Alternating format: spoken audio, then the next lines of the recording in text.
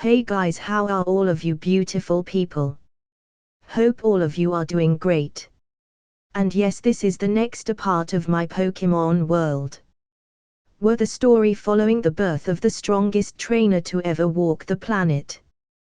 Going region by region, league by league, champion by champion in order to chase after his ever-fleeting sense of accomplishment.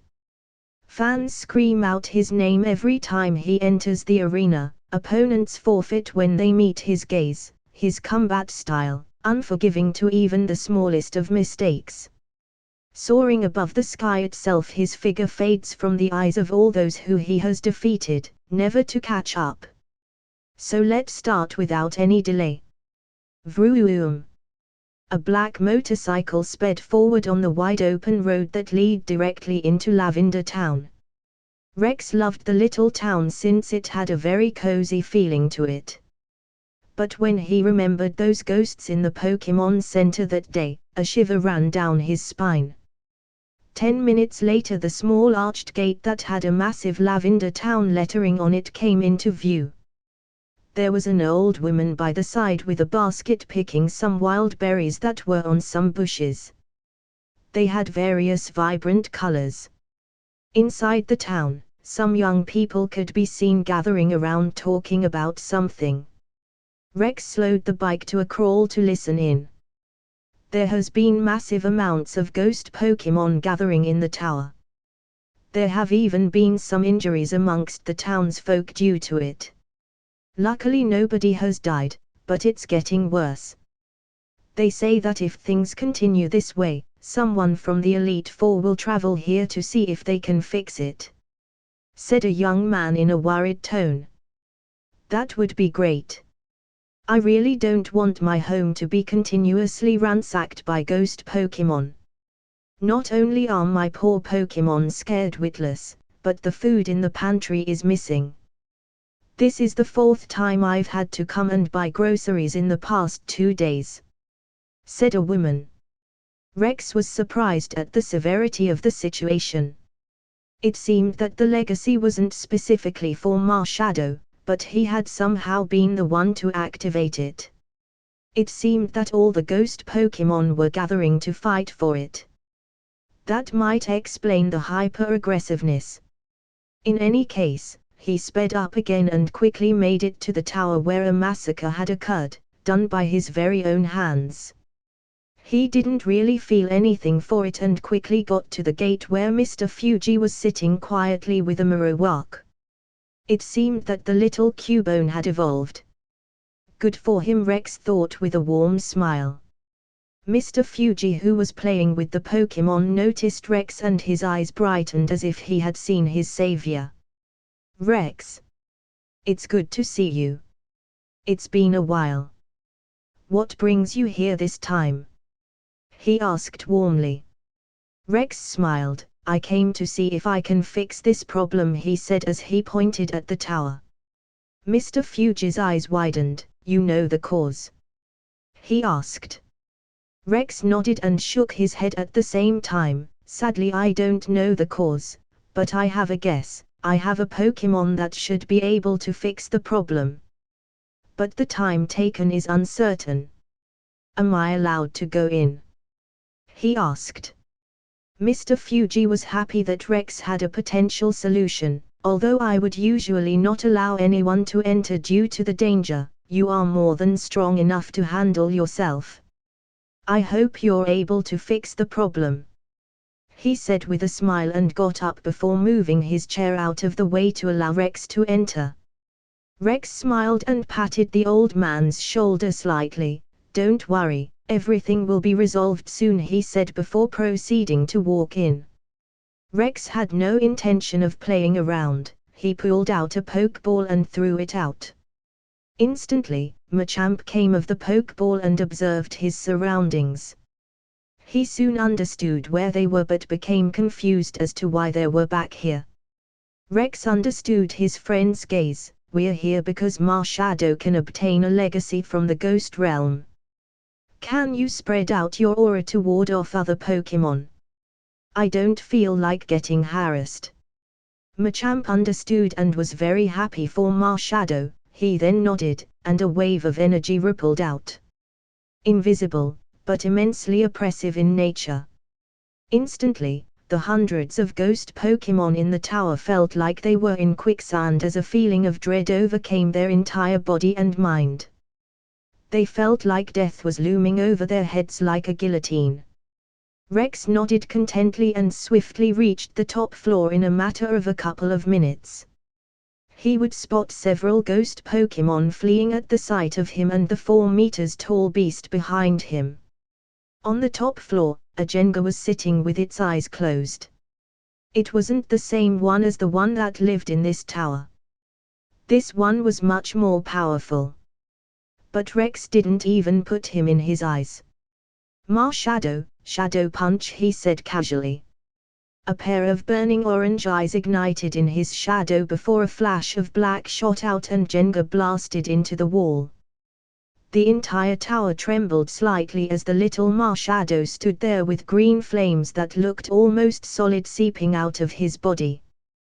Shadow was in a semi-evolved state and his power was ludicrous. Rex nodded. Shadow, this is where we part. I'll stay here until you return. But you need to go to the Ghost Realm and retrieve the legacy. Only then will you become more powerful. The usually perverted Pokémon was very solemn at this moment. It craved power, so he nodded seriously and walked up to the small altar in the middle of the room where the Jenga was previously seated. Shadow touched the altar and a ray of black light shot into the sky. The roof did nothing to stop the ray of black light. Instantly, a massive purple-black whirlpool-like gate opened up which Shadow quickly ran into. Not even a second later, dozens of other ghost Pokémon rushed towards the gate. Rex didn't want Shadow to have any more competition. Knock them all out, don't let a single one enter the portal, he said seriously. Machamp nodded and instantly appeared in front of the portal before crossing his arms. He was like a mountain. His aura burst forth like a tsunami, it was so oppressive that everything was forced to bow. Like a god amongst mortals. The ghost Pokémon couldn't even lift their heads. Rex nodded and then looked at the portal. Good luck, little buddy, may Lady Luck look down upon your perverted ass and give you strength, he said with a smile and sat down against a wall and fell asleep. Nobody would dare annoy him. Not that they could with the god beside them stopping them from even moving. It was only a few hours later that the portal closed. All the ghost Pokémon were distraught at their loss. They had lost the chance to gain legendary power. They directed their hateful glares at the 2 culprits. Machamp just scoffed in annoyance and flicked his hand. Instantly, all the Pokémon in the room were sent shooting into the walls where they fainted in the spot. TCH. Ants, he mumbled in disdain and sat down next to Rex. They were still practicing aura. After all, they were still far from mastering it completely. Swish swish swish swish swish swish swish. Different views and sceneries flashed before Shadow's eyes as he flew through the portal. A strong pressure began to press down on him before dragging him out. With a rough tug, he was sent tumbling through the ground. But it didn't take long for him to regain his balance and observe his surroundings. The barren purple sand was everywhere in sight. The broken and destroyed buildings were half covered in said sand. Random and sparse ghost Pokémon could be seen in sight which also looked around. It seemed that everyone had been forcefully dragged into this space by some unknown force. But before Shadow could investigate where he was and what he needed to do, a booming voice echoed through the space. Welcome to the 303rd Death Race. The rules are simple. Incredibly simple actually. There are no rules, haha. Asterisk cough asterisk, your only objective, to arrive at my castle first. The reward you seek, whatever it might be, will be given to you. However, Only one can win, kill and kill some more. I look forward to your performance, children of darkness, and as always, may the odds be forever against your favor. Ha ha ha, the voice cackled madly as it faded into the distance. Like smoke in the drifting wind. Marshadow looked around aimlessly, unable to gain any clue for where to go. But again, before he could even take a step, a massive arrow made of pure black smoke appeared in his vision, pointing in a certain direction. He instantly knew where he had to go. He crouched slightly and raised his arms beside him before shooting into the sky like a missile. Boom! An earthquake exploded out from where he previously stood. Massive whirlpools of sand and dirt began to move and sucked in hundreds of surrounding Pokémon in the vicinity. Marshadow looked down at them as if he was a god of this world. His half-legacy mode exploded out as his body turned jade green with green fire bursting out from his head. For Rex, for my brothers, for Big Brother Machamp, no Pokémon, man or god will stop me on my path to strength. I will not fall, he shouted. Boom! A ray of light shot into the sky like a ray of green doom. Every Pokémon in the Ghost Realm looked at that light in shock and fear. Only a few Pokémon were able to keep their composure. But they were incredibly solemn at this moment. Even the owner of the voice in the castle was shocked, speechless. Such power was something it had not seen in centuries. He even began to shake slightly. He knew very well what the meaning of that power was. And the origin of it as well. The prodigal son returns, he said in a deep voice. The shadow on the throne grinned slightly as a faint light flickered in his golden flame eyes. Marshadow descended like a jade meteor from the sky, causing the air to shatter and swirl around him as his body burned brighter and hotter the faster he descended. Boom! The ground trembled a second time as the sand became glass under the insane heat. A massive 20-kilometer crater was formed in the sand that had killed thousands of stray ghost Pokémon. Marshadow had understood that there could only be one winner. So, none of these Pokémon needed their lives anymore. He climbed out of the pit as his flames turned blood red in an instant. 2 daggers appeared in his hands. They were made out of aura, which he had just mastered in this moment. He walked forward without a care as a strong wind picked blowing sand around him. It was like the sand was protecting him from harm as it masked his figure.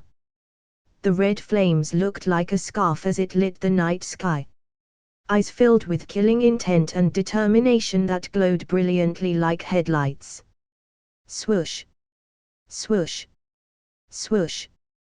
He would flash step and kill a Pokémon with one hit, appeared behind them and continue moving forward.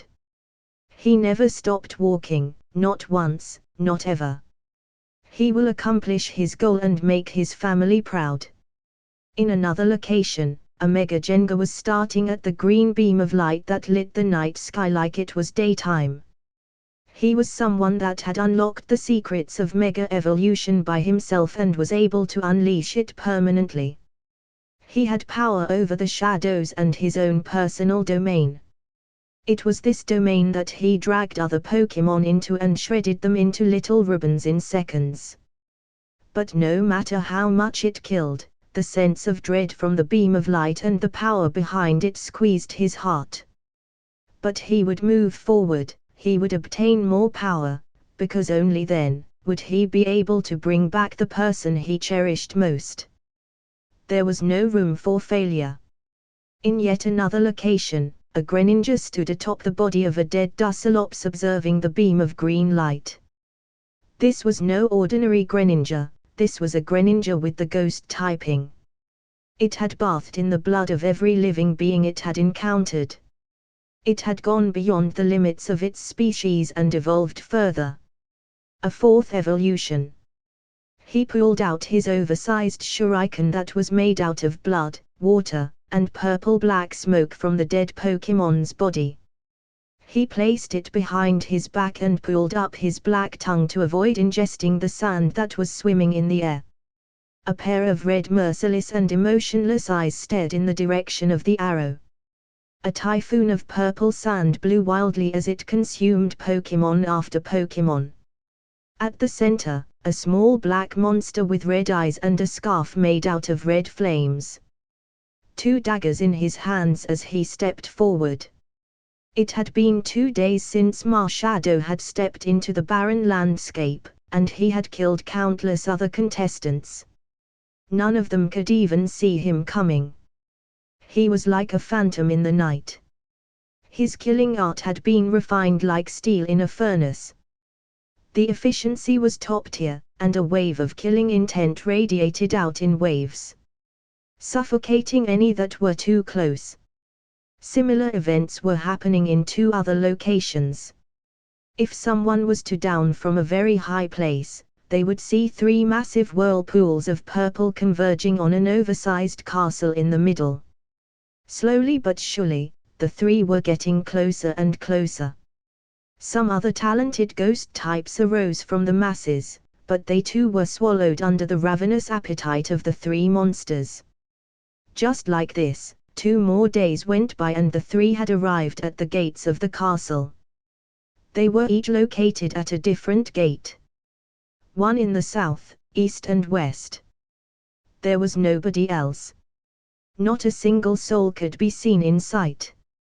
Nobody else had survived their onslaught. Marvelous performance, you have demonstrated a valiant effort in your pursuits of power. Next is the test to enter my castle. The gate will project a carbon copy of yourselves. You must get past them if you wish to enter. Fail and you die, forgotten and alone. Happy battling, the voice said with a playful laugh. None of the 3 reacted to the voice's words and instead stared at the gates with fierce gazes. An eye opened suddenly on all of the gates. It was positioned directly on top of the gate. It gazed down at the 3 contestants emotionlessly. Its gaze was so piercing that for the first time, all 3 contestants were forced to look away.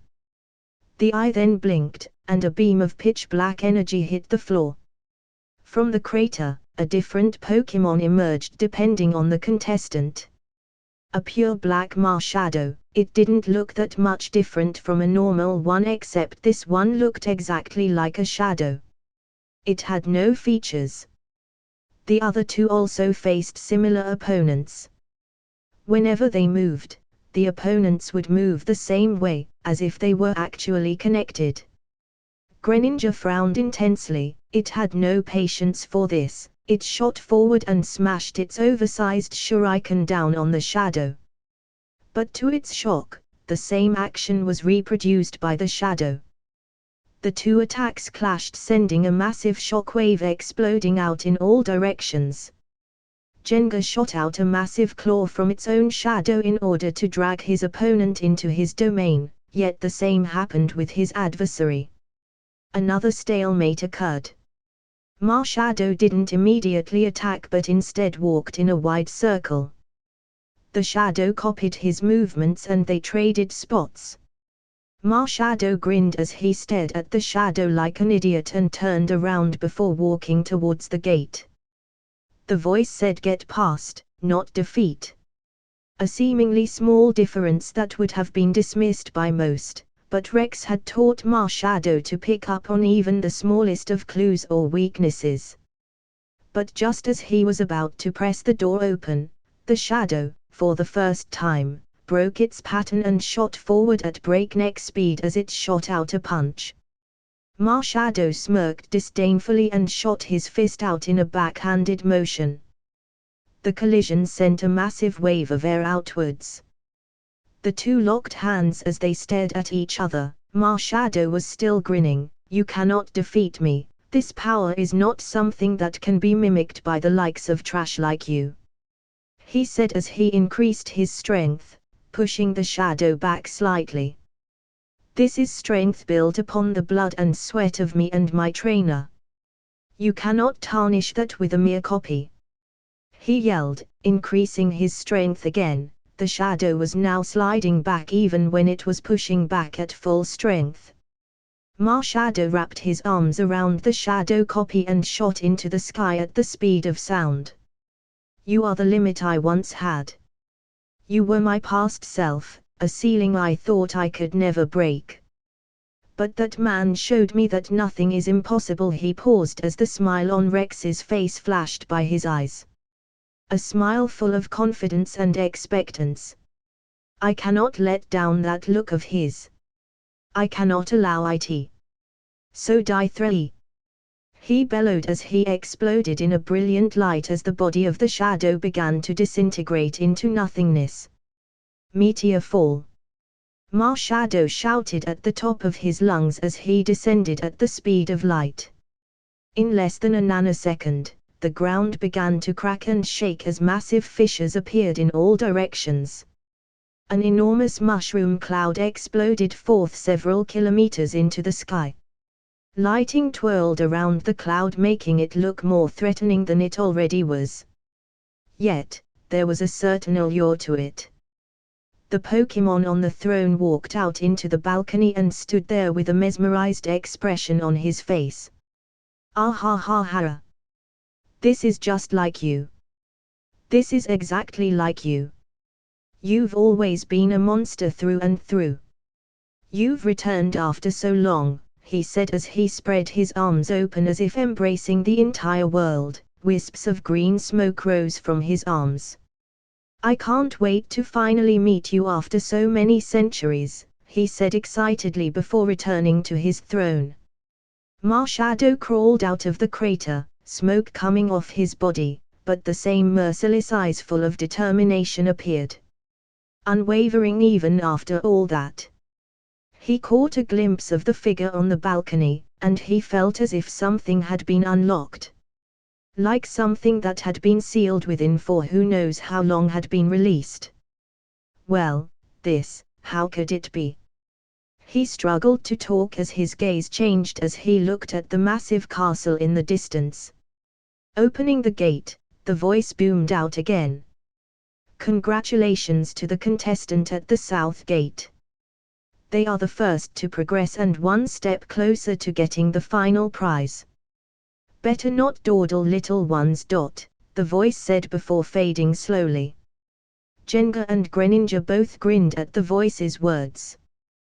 They had to stop playing around or they would lose. Jenga focused back on the opponent. Time to end this, Void. Shatter, he yelled.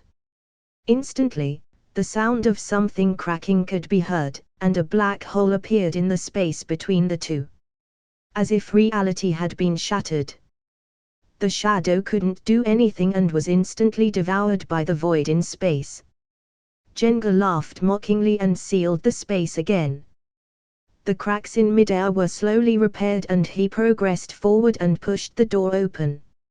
In another location, a black frog stood quietly observing its opponent with emotionless eyes. Tamash no Shuriken.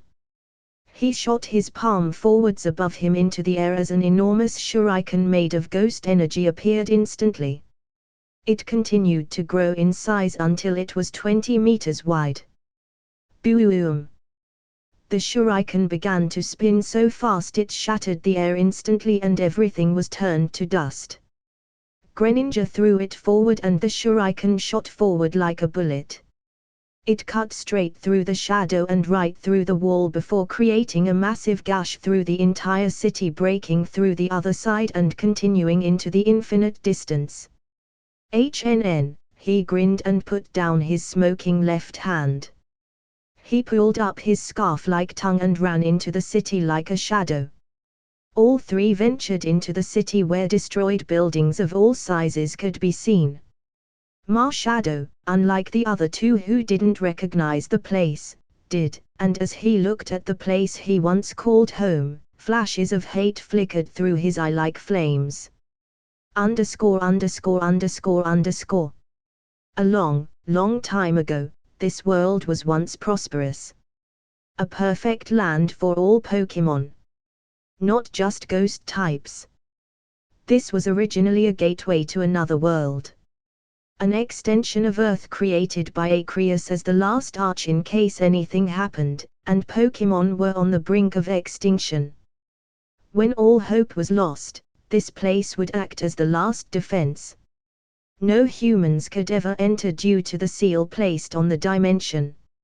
And it was due to this that Pokémon were able to come back from the extinction level event that resulted in the death of many ancient Pokémon species. The ones that survived, rushed here and mutated over the years. But not in a good way. Due to the lack of resources only meant to keep them alive, they degenerated into less powerful versions currently seen today. His species, the Doom Walkers as they used to call it, were originally the guardians of the dimensions. And as such, were seen as pseudo-royalty. But they also experienced a decline due to a lack of resources. And eventually lost the status that they cherished so very much. So, they began a war for the resources of others. Something that should never happen in such dire circumstances. But it did. And that war devastated the land and killed millions of different species that would never resurface on Earth ever again. After all, this place was not always sun and dust. It was once a vast infinite plain of grass, mountains, jungles, oceans, enough to save Pokémon from extinction. With this war, total chaos ensued, stretching over a century. A century of bloodshed. When both sides had exhausted their numbers, they sent out their best warriors to settle the score once and for all. Hundreds of different races sent their strongest champion against the Doom Walkers. And in return, the latter sent out their two champions. A pair of brothers. The strongest, the entire race had poured all of their remaining resources to nurture them into the strongest existences. The youngest was so physically strong that he shattered the earth with his fists alone. One punch was all it took to explode the body of any champion regardless of species. The oldest was fast beyond belief, going hundreds of times beyond the speed of sound. All it took was a passing punch to decapitate an opponent. The two monsters waged war like hungry demons from hell. The battle was so intense that the dimension began to crumble under their collisions. Rivers of blood and a mountain of corpses began to pile up under the feet of the two brothers. But due to their actions, the Pokémon race suffered an inevitable doom. Extinction was inevitable. And that was precisely when the god descended from its domain. Its pressure was something Marshadow could still remember. The feeling of life and death not being in your hands anymore.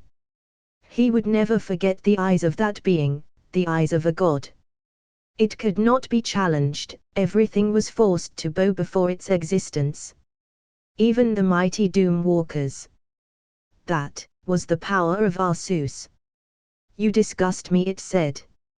Its voice so penetrating that every Pokémon felt the words hit their very souls. This is what you do even when on the brink of death. This cannot continue. As my children, I cannot allow this to continue. Bunch of ignorant fools. All my hard work was destroyed due to your petty squabbles. ****. It then looked at the mountain of dead champions of different species. You have all shed enough blood. I will bring your champions back to life. And send you back to Earth. I have forced the humans to forget. They will never cause another extinction level event ever again. I will bestow knowledge on your champions, they will lead your races to a new future. They will inherit some of my power. The percentage they receive will be random. Some might receive a massive portion, some will receive something so small it's pretty much non-existent. It will all depend on your luck. This is the compensation each species will receive. The opportunity to reach the top, if lucky. I will create new children to maintain a new balance. Kyogre, God of the seven seas, rise! It yelled. Boom! The world seemed to shake and rumble as a new life shot out of the water. 30 meters wide. It was blue with red lines. Above its head, an Omega Stone. This will be your Omega Stone. With it, you will be able to create new seas, providing new areas for sea life. Next. Groudon, God of the seven lands, rise! It yelled again. Boom! The ground split open as the core was revealed. From the middle, a hand shot out, followed by the glowing hot red body of Groudon. It climbed to the surface, standing tall at 35 meters. Above its head, a red Omega Stone contrasting to Kyogre's blue one. Same thing applies, you will create new, fertile lands for Pokémon and people to live in. You two will restrain each other and provide a balance to the world. Its words created an instant rivalry between the two newborn titans. Arceus ignored it. And finally, Rayquaza, God of the sky, descend. Boom! The sky shattered and a massive hole appeared. From within the black abyss, a shiny black Rayquaza appeared in its mega form. You will maintain the balance when either one attains an overwhelming advantage over the other. You three will maintain the order of this world and stop anything from ruining it, no matter the cost. I will also place other powerful creations in every region. The amount of power they have will vary on the region's strength. As for the Doom Walkers, you will also receive a legacy, but you will be punished by confinement in this decaying world for millennia. Once that time is up, you will be free to go outside again. But only one of you will be allowed. The rest will be destined to die in this place for your atrocious crimes. You are no longer needed as part of my great creation. Boom! His words shattered the growing hope of all the Doom Walkers. They fell into endless despair. The youngest brother was so distraught and pained that his memories were sealed to preserve the health of his mind from declining anymore. The older brother was so angry that he cursed at Aqueous, swearing to take revenge.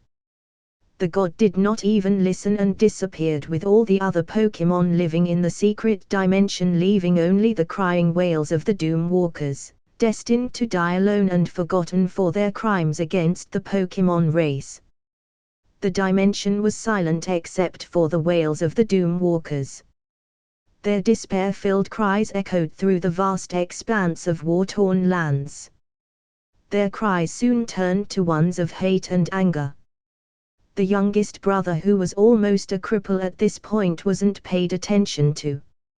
His older brother sent him away to avoid more harassment as he dealt with the masses. The species was destined to perish. Their creator had chucked them away like cheap trash. A month later, while the Doom Walkers were holding yet another useless meeting to discuss how they would make a comeback, the oldest brother received the legacy. It boosted his power to horrendous levels. He became a ruler in a split second. There was now hope that he could break out of their prison that was once their last safe place. But fate had other plans. The force of his collisions against the dimension barrier only served to worsen the already decaying dimension.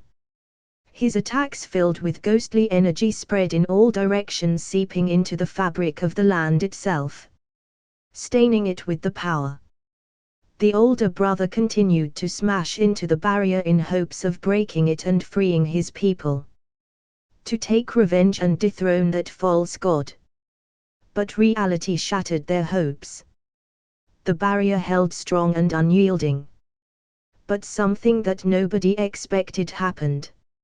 Under the clashes filled with ghost energy, the world began to remodel itself. it turned into the wasteland that it was today. But in return, it provided a massive increase to the life expectancy of the ghost species. This brought hope that when their sentence was completed, they could send out their champion to the outside world and set them free. The youngest brother was put on ice at the orders of his older brother, in order to preserve the youth he held.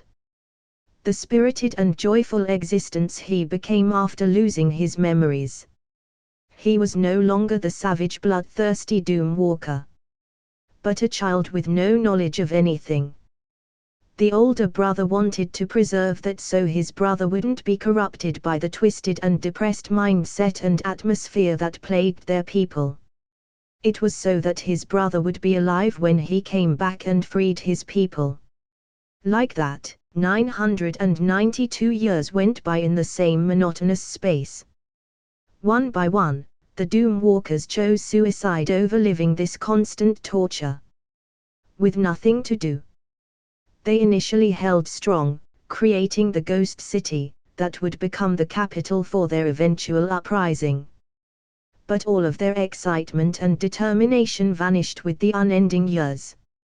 The oldest brother sat upon his golden throne with a dejected look as he gazed up at the black sky. Is this what his actual punishment for us is? To kill ourselves off, he questioned. But it only served to fuel his hatred.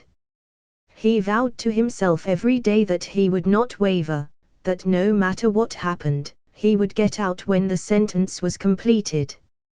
He would push himself to stay on track when he thought of ending it all.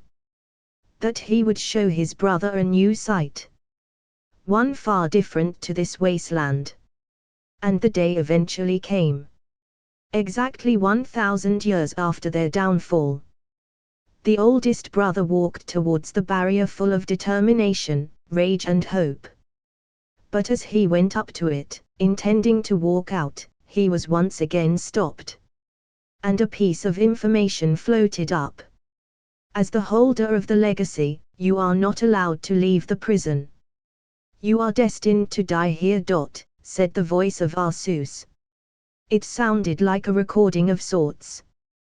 The oldest brother stood there motionless as he finally broke down. Shattered and desolate. His tears wet the sand as his heart-wrenching screams echoed in the now empty lands. None of his brethren, none of his family had survived. They all chose to escape from their reality. Death was the only solution for them. He had been holding strong, all this time, to escape this prison. But Arceus decided to play with him one last time. To give him false hope. All for this moment, for him to experience the most pain imaginable. 1,000 long years of suffering for nothing. But the image of his younger brother flashed through his mind. That's right. If I cannot leave, then he will. He will live for me. He will experience everything I wanted him to. I only wish I was with him. But alas, that is no longer important, he said to himself as a warm smile appeared on his face. With a wave of his hand, the void was torn open and a frozen Marshadow came out. His younger brother. I hope you can someday return here, little brother. But at the same time, I also wish to never see you again. For your safety trumps all else.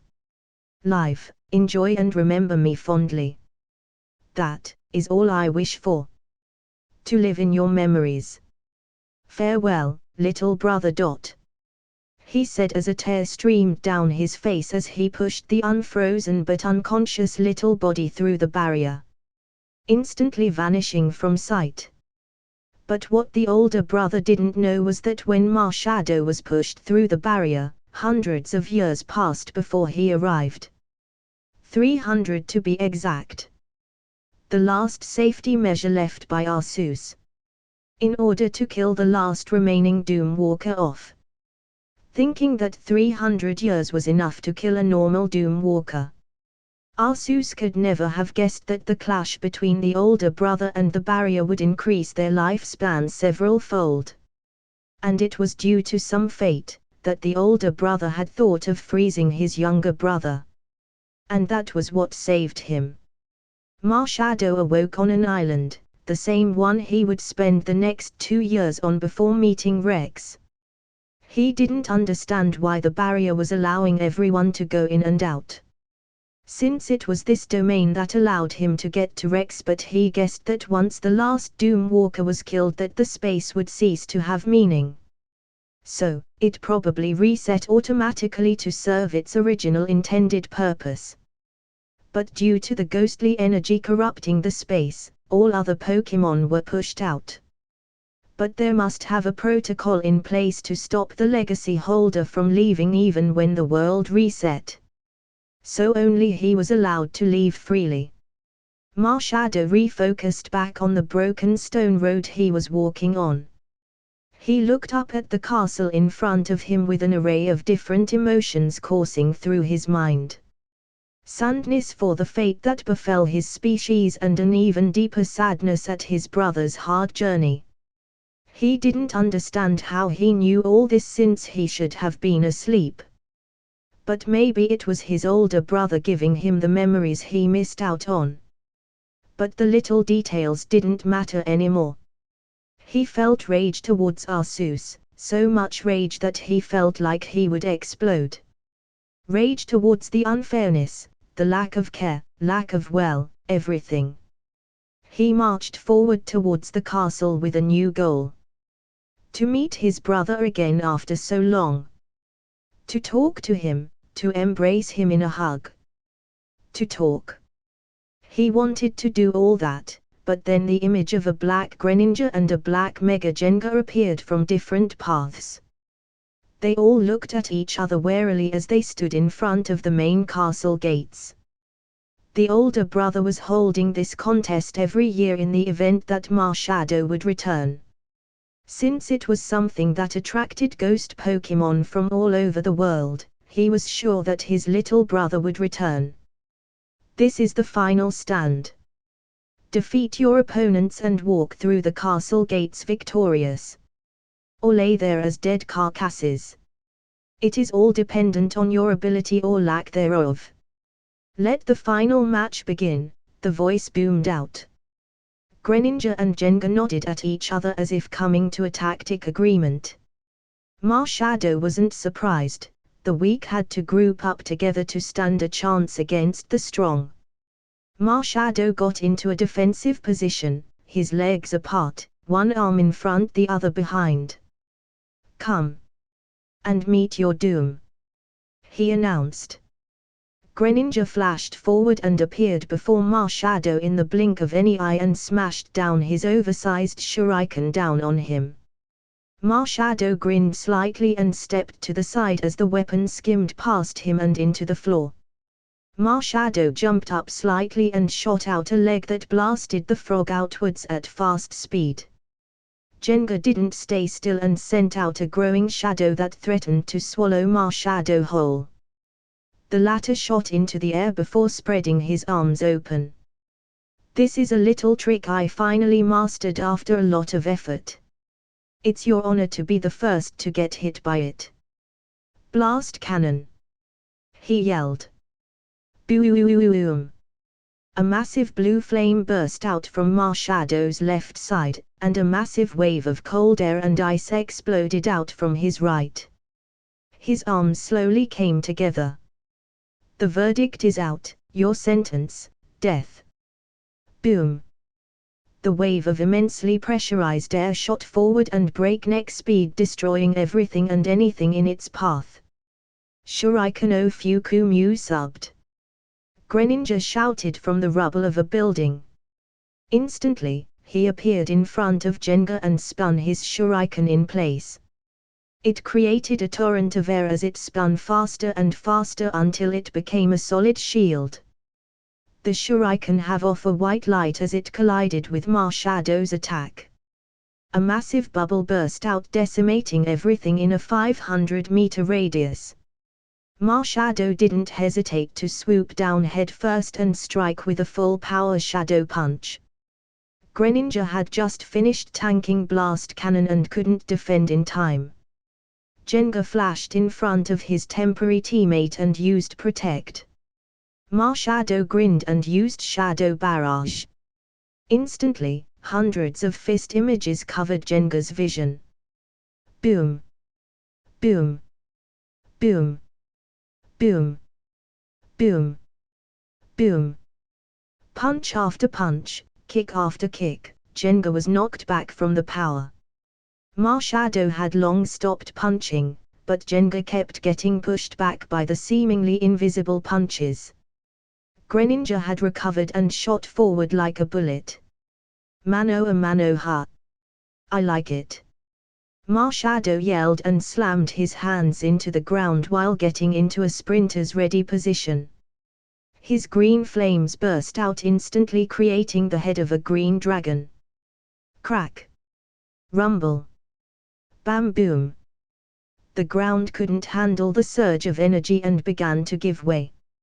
Like a cannonball shot out of a cannon, Shadow disappeared from place and collided with Greninja, who had created a massive blood-red shuriken. Kyomu Zaboru Shuriken! Greninja yelled. The collision, unlike others, didn't cause noise, or maybe it was the opposite. Due to the massive impact, it had deafened everyone in the vicinity. There was only a flash of red and green before both parties were separated. Greninja was heavily injured and so was Jenga. But Shadow, he stood there waiting for their final attack. He knew as well as them that it was their last attempt. They didn't have anything more to give after this. Greninja and Jenga looked at each other before nodding. Jenga seemingly swallowed Greninja and began to grow in size. It continued to grow until it reached 7 meters tall. Jenga then took the shape of Greninja as the pair of merciless red eyes surfaced once more. A muscly black-purple Greninja appeared, 3 massive shurikens spinning around him slowly. Shadow didn't seem fazed. Your loss is inevitable. I am inevitable. Sword of Judgment. Shithrathrating. An incredibly piercing sound echoed through the space as Shadow manifested a sword out of aura. A katana to be exact. He got into a Shinokame stance and leaned forward sharply, and instantly, a raging blue fire ignited on the blade, surging into the sky like a rocket engine during blast-off. Greninja and Jenga sensed the danger and raised their left hand. Quickly, the 3 shurikens shot into the air and fused together to create an oversized shuriken that radiated ferocity and doom. The final strike. Blood Moon Strike. Jenga and Greninja yelled together. Time seemed to freeze as the 2 attacks collided, but a fascinating yet dreadful scene appeared in front of the pair. Their attack seemed to phase through their opponent, as if he was a dream all along. All they saw was a golden light covering their vision before their thoughts froze, forever moving. All that was heard was a thunderclap before the head of Greninja fell to the floor. Jenga's dead body split apart from Greninja before falling limply to the ground. Shadow appeared behind them, looking down solemnly. This was a new move it had come up with. It was the culmination of all his hard work.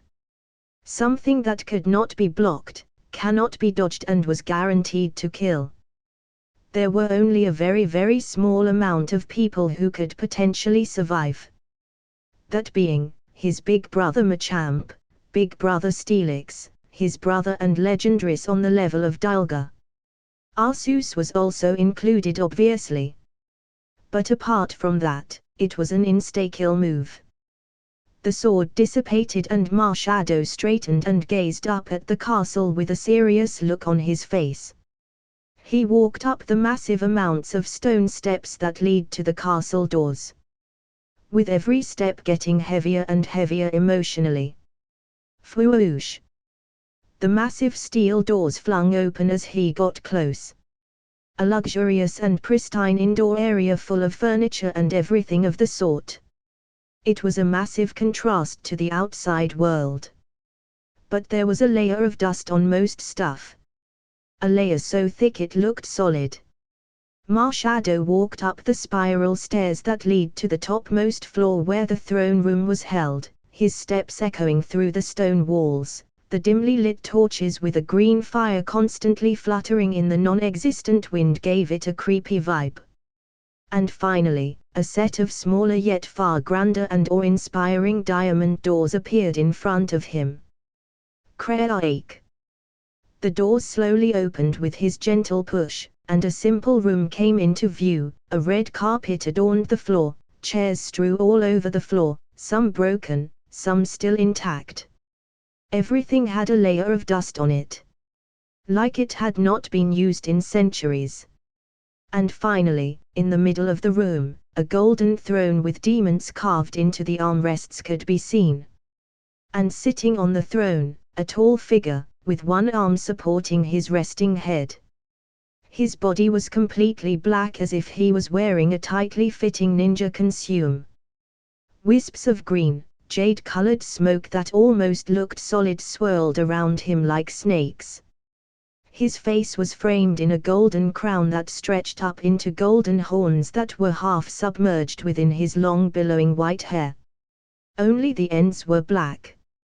In the middle of his forehead, a red crystal was situated releasing a golden smoke-like substance.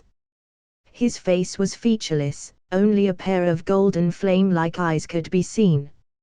A sense of oppression seeped out of him, yet it looked effortless like he wasn't even trying. But it was so strong that it matched Machamp's. But it was different.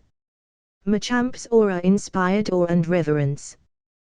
This one, on the other hand, inspired fear and dread. Marshadow had experienced both, and he knew that the being in front of him was as deadly as Big Brother Machamp and Big Brother Steelix.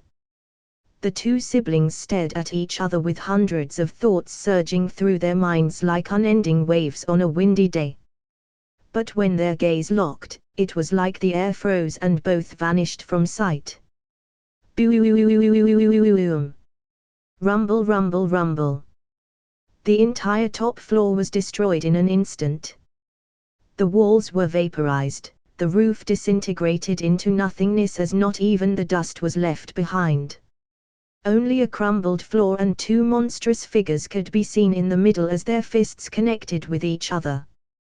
There was a brief silence as they stared at each other. PFFFFFT. Ha ha ha ha ha. That's my brother. You're back, the tall figure bellowed as he burst into laughter.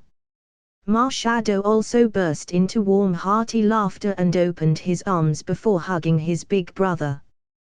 They stayed like that for several minutes as they silently embraced each other. They had not been able to do this for more than a millennia. You have suffered greatly, Brother Marshadow said as tears streamed down his eyes and onto his older brother's shoulder.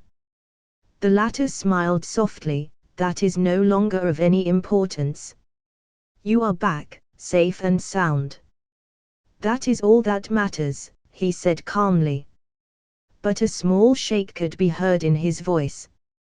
Something Marshadow had picked up on. It only served to pull at his soul even more. The pain he was feeling just imagining his brother's fate was eating away at him. Come, sit down and tell me everything you've experienced all these years. After all, it took you 300 years to get here. I'm surprised you're even alive, he said while beckoning Marshadow over to the seats he had pulled from the void. I wasn't awake for so long. I have only been awake for 2 years, Brother Marshadow revealed with a melancholic gaze. What? How is that possible? I sent you to Earth right as our sentence was over. How can you have only awoken 2 years ago? He asked, puzzled by the sudden revelation. I suspect it to be the work of Arceus. I have long come to suspect that he couldn't outright kill us off himself. So he set us up with all these restrictions to force us into so much despair that we would kill ourselves. And for the ones that did survive, they would be old and brittle. So the 300 years of hibernation would have killed them off, effectively ending our race. But according to the memories you gave me, you froze me in place. No matter the reason, you actually managed to save my life in the process. When I awoke, I found myself on an island. Marshadow began to explain his journey since awakening. He then went on to tell his brother about Rex, about his monstrous Pokemon which shocked his brother tremendously. But anger instantly raged within him as he struggled to stay sane. A human dared to enslave you to this Pokeball thing? He bellowed. The entire domain seemed to shake for a moment, shocking Marshadow to his core. Whoa, relax for a second. He did not enslave me, he caught me after I willingly accepted. We battled and I lost fair and square. I planned to learn as much as possible from him before leaving, but the more I was around him the more fun I had. I got stronger at immense speed. I have friends who have my back through thick and thin. Mordred, do not be mad. They are family as well. Marshadow said seriously.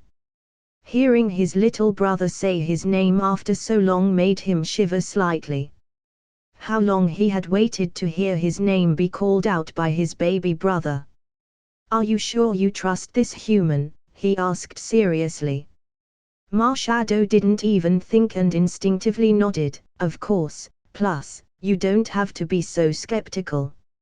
Although Arceus is a dog I will one day butcher, he is still incredibly powerful. He did well on his word. Humans are no longer scared of Pokemon. Instead, they train them, battle with them, live with them and experience hardship and happiness together. But where there is sunlight. He paused. Mordred grinned. There are shadows as well. So, although the majority are good, there are still some bad people. That is to be expected. There must be a balance of some sort. And this Rex kid, he's as strong as you say. To even have the martial god on his side. He said with surprise and seriousness. Marshadow was surprised. How do you know about that name? Mordred chuckled slightly. I have come to learn of many things through the memories of the winners of this little game of mine. Naturally, they die, but their memories prove useful. I know about the legacy secrets of some races. And one as conspicuous as the god of combat cannot go unnoticed by strong ghost Pokemon. That Pokemon though is said to know no bounds. It never stops growing stronger. To have raised such a monster, maybe your words speak the truth of the matter. And seeing how strong you have grown after losing your strength, I can see he is talented. I wish I could have met him. Maybe even battled that four-armed brute by his side. But sadly, not only can I not leave, but my time in this life is coming to an end. He said sadly. Instantly, Marshadow felt as if he was hit by a brick wall. What did you just say? Marshadow stuttered in disbelief. Mordred didn't seem to mind. I have reached the end of my life. I have been around for more than 1,000 years, kiddo. What did you expect? It is only due to the energy from this broken world, my legacy and my wish to see you one last time that have kept me going this long. Now that I have finally done everything and I have finally seen you one last time, healthy and strong with a family to call home. My wish is complete. Don't be sad, my life has been a bitter one, but I have not regretted any of my actions in sending you away. Like I said all those years ago, I will live on in your memories. I will accompany you as you soar to new heights. And I will smile down at you when you have achieved your ambitions. Life, grow, enjoy and find happiness with those around you. There is nothing left here but broken bones and shattered dreams of a once hopeful future, he said as he gazed over Marshadow's head and into the vast expanse of empty sky. Asterisk drip asterisk asterisk drip asterisk asterisk drip asterisk. Tears streamed down Marshadow's chin before slowly falling to the ground as he stared at his brother's blissful and free image. As if a massive burden had been lifted from his shoulders, the old, melancholic and depressed atmosphere that clung to his body previously, dissipated, and a youthful liveliness seeped out slowly, one last time. His brother had finally been set free from the prison of his own body. For the first time, the shadow that covered his face dissipated, showing the radiant smile that graced his face as his eyes gazed up. A small tear fell from his left eye as life finally left his body. A flashback sprang into Marshadow's mind. What do you want to do, big brother? A young voice asked as they gazed at the back of the figure atop a grassy hill. I wish to become the strongest in existence. Something you can look up to with pride. Ha ha ha. A pretty good dream, right? The figure laughed to himself. Marshadow dropped to his knees in front of his dead brother as tears surged out of his eyes as a heart-wrenching pain assaulted his mind. The sadness was too much to hold in. He looked at the lifeless body still standing straight with so much pain and sorrow he felt himself falling into a pit of despair. Then the voice he thought he would never hear again rang out, as he felt a palm grab his shoulder softly, seemingly pulling him out of the hell he was falling into. A sense of peace dawned upon him. I leave these fleeting words with you, baby brother. I lived this life with no regrets. I chose this chained life, to allow you to spread your wings. That is the role of a big brother, isn't it? Whether it's in life or in death, I will always protect you, I will always be there to catch you when you fall.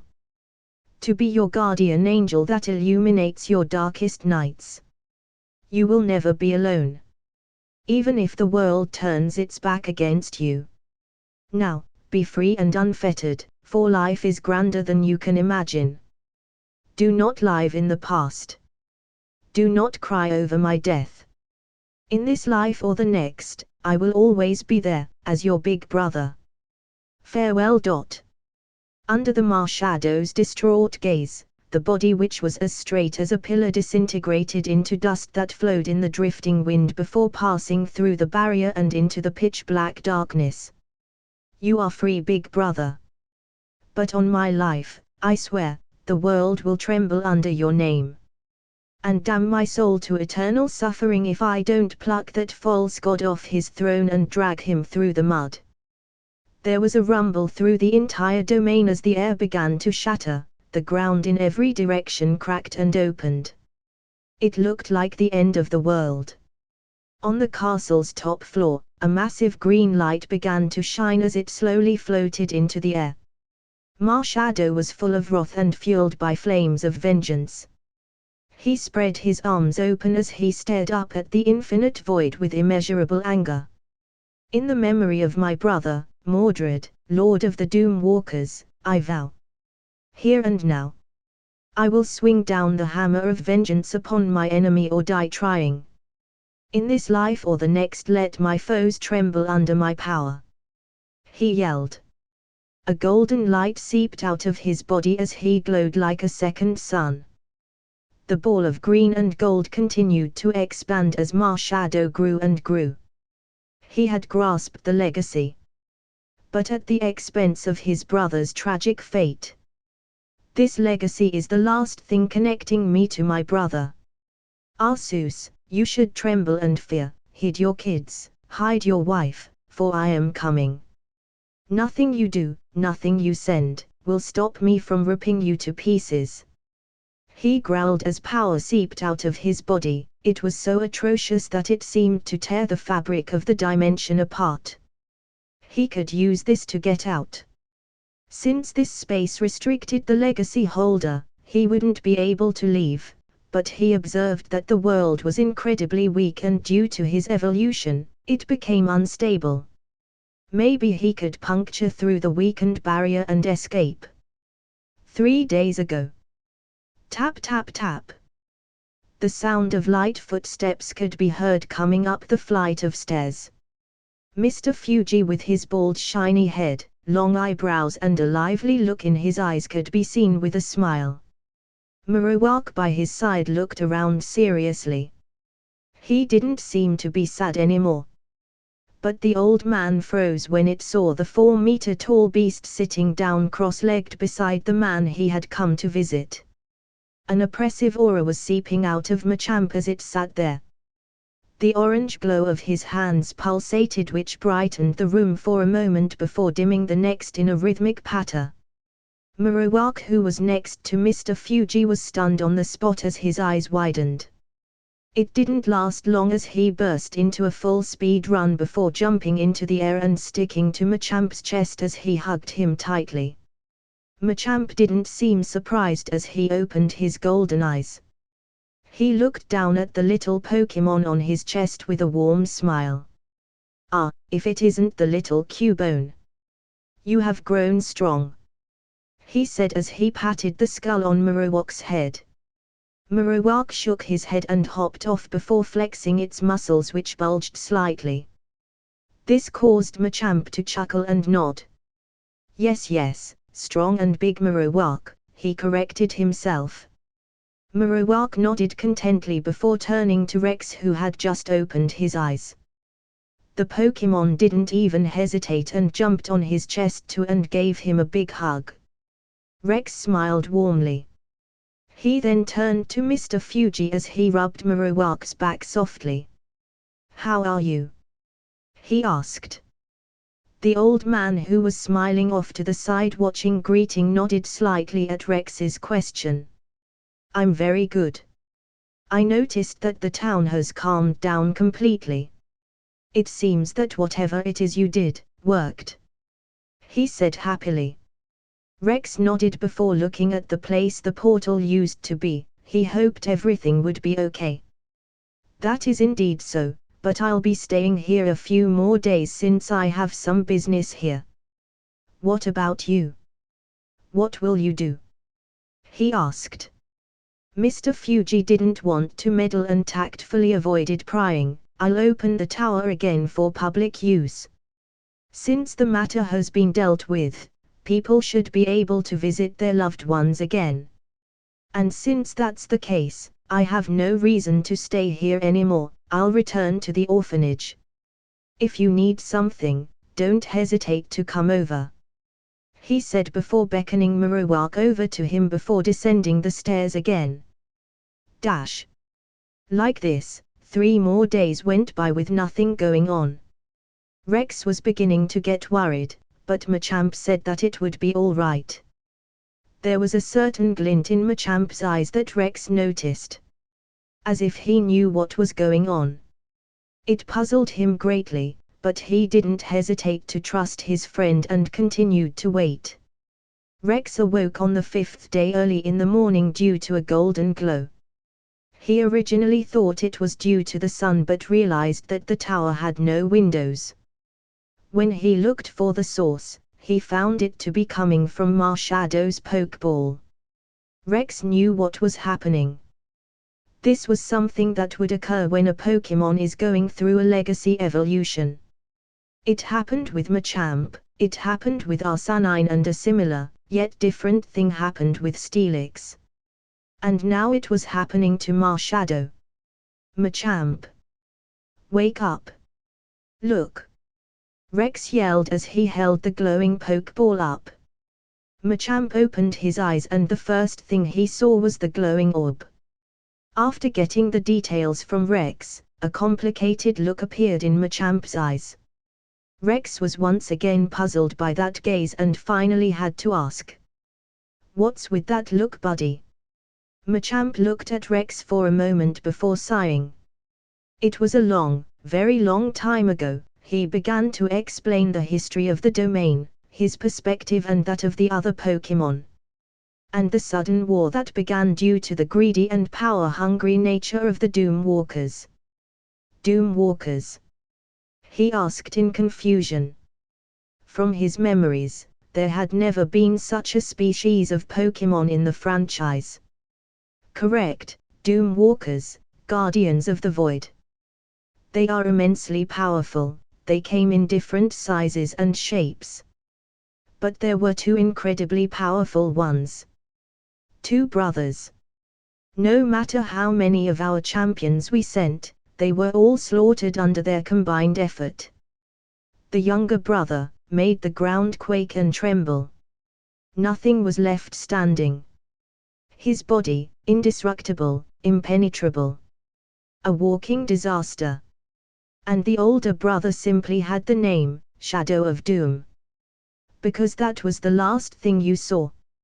A shadow before doom befell you. They were unstoppable. To the degree that they single-handedly caused devastated the Pokémon extinction. He paused.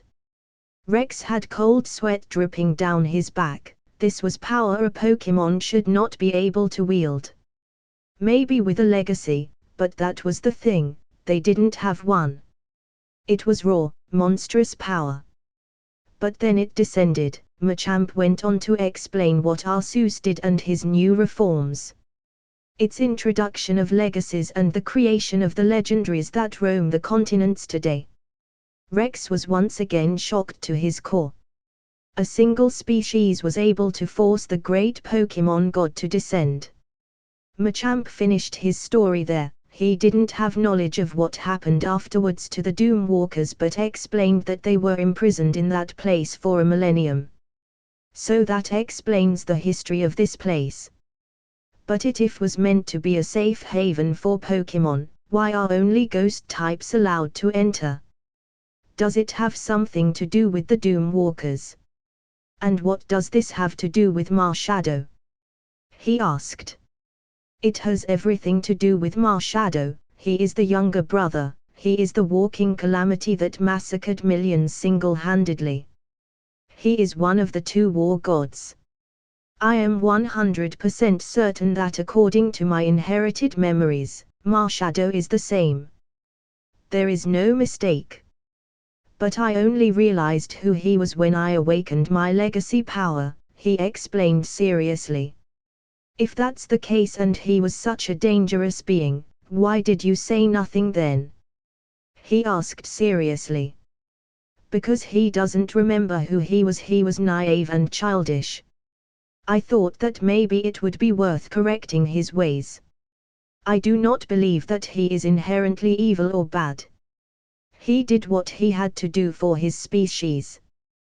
The perspectives change depending on where you stand. I don't blame him for what he did because I simply don't care. My species was weak. If they were strong enough, they would have done better. I don't hold that against him. He was my little brother the moment he joined our family. His mistakes and who he was stopped mattering from that moment forward. Machamp said seriously. Rex was astounded by his words. He didn't know that all this was going on. Neither did the system. But to think Machamp would be so accepting. It was truly mesmerizing. And just as he was about to praise him for it, a rift opened up in space and a black hand grabbed onto the border. Thick green fire and smoke danced on the hand before another grabbed onto the other end and tore the rift open even wider. A leg came out followed by another before a head emerged. The face was pitch black except for a pair of golden flame-like eyes that burned with ferocity. His long white hair floated behind him that faded into pitch black shadows with wisps of black smoke coming off of it. A golden crown adorned and framed his face, a red crystal on his forehead. Jade green energy floated around him slowly as his figure was in full view of the pair. Machamp grimaced immensely at the sight. This was something he could not have imagined. This was power he had never seen before. Hatred, fury, sadness, he felt all those emotions from the creature in front of him. Rex also frowned slightly. Who was this being? The power it emanated surpassed that of any other creature he had seen. It rivaled Machamp, or maybe, slightly stronger. It was unclear. "Who are you?" he asked seriously. He was sure this creature could communicate as well as Machamp. There was no reason to degrade or look down on this being. Death, that was the only word it muttered. Rex frowned even harder, but he didn't want to face this thing here. This was a sacred place. "Machamp, I don't care how powerful it is, we're dragging out of here. Go towards the ocean, I'll be right behind you," he said quickly. Machamp had already shot forward and grabbed the shadow by the hair and shot through the roof like a bullet. He instantly disappeared from his place and through the clouds where a sonic boom could be heard. Rex saw a small white trail in the sky heading towards the ocean. Rex didn't dawdle here and play with his thumbs. He called out Arcanine immediately. The latter burst out of his pokeball and looked around before unconsciously locking onto the trail in the sky. "No time to talk, massive crisis, follow after that trail at full speed," Rex said as he jumped on his back. Arcanine didn't hesitate to transform into his dragon form and vanish from sight in a beam of light. Not even a minute later the trail began to descend at double the speed it was traveling at. It began to glow orange as it burned up. Boom! The collision sent massive waves surging in all directions. Waves as tall as 7-story buildings rose up as a massive hole in the ocean devoid of water was created where two Pokémon stood opposite each other. Rex hopped off Arcanine in midair and stood on a barrier made of aura. Arcanine stood on it as well and undid his transformation under Rex's instructions. They both looked down at the two figures as they were surrounded by a water tornado. Machamp looked at the being with a deep frown. He was certain the collision would do some serious damage. But seeing the perfectly fine image of his opponent, he was shocked. He didn't decide to probe his opponent but instead burst out with all his legacy power in one go. He grew to 15 meters. His arms bulged and grew before splitting again to form 6 strong arms. He gazed down at his opponent and his oppressive aura exploded forth. It demanded that every being submit. "You remind me of that wretched dog," he growled. Machamp knew exactly who he was talking about. Arceus had the same oppressive aura but much stronger. His was a weaker version, but it was in essence the same. "I know it's you, Marshadow. I don't know what you went through in there, but we are family, you need to calm down. Machamp reasoned. He had finally made the connection. The legacy, the Pokeball and the being in front of him. "Calm down, you say?" "I don't think I can," Marshadow mumbled, the last parts were shaky. Machamp knew something was up, but he didn't have time to think as he felt excruciating pain from his chest and shot out at the speed of sound. His body parted the clouds above. "Why did you suddenly get so weak?" Marshadow asked as it stood where Machamp was and stared at his fists with seriousness. Rex's jaw dropped when he saw the figure of Machamp shoot into the sky by Marshadow's single punch. Even with Machamp's ability, he was still hit with such strength. A flash could be seen in the sky as if a star had emerged from the endless sky a little early. There was a sound of air being torn apart as a massive figure descended like an anchor being shot out of a cannon. Boom! Rumble! His figure landed on the ground like a bomb going off. The entire seabed shook before Machamp emerged. "You're going to have to do better than that, little boy. Don't get arrogant because you got a little stronger. Machamp scoffed in disdain and grinned as he slapped Marshadow into the wall of whirling water. He then stretched his left arms and cracked his neck slightly. "Cocky bastard needs a good beating," he mumbled. Rex couldn't help but shake his head, yet a small unnoticeable smile crept on his lips. There was a green glow amidst the water as a shadow of a figure could be seen walking back slowly. The white hair glowed slightly as it waved about in the water. Not long after, the body of Marshadow slowly emerged from the water. His face was still not visible, but his burning eyes grew brighter and brighter. "I'm still unaccustomed to this body. But it's far too early for me to falter. I will attain my revenge," he mumbled softly. Machamp frowned at his words, but once again, he couldn't react in time before another punch forced him to his knees. Slightly above his head, a floating Marshadow looked down.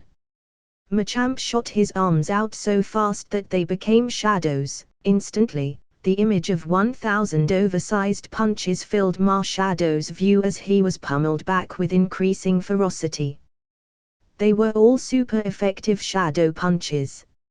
Aura aura aura aura aura aura aura aura aura aura aura aura aura. Punch after punch, they all landed on Marshadow's body in a constant barrage.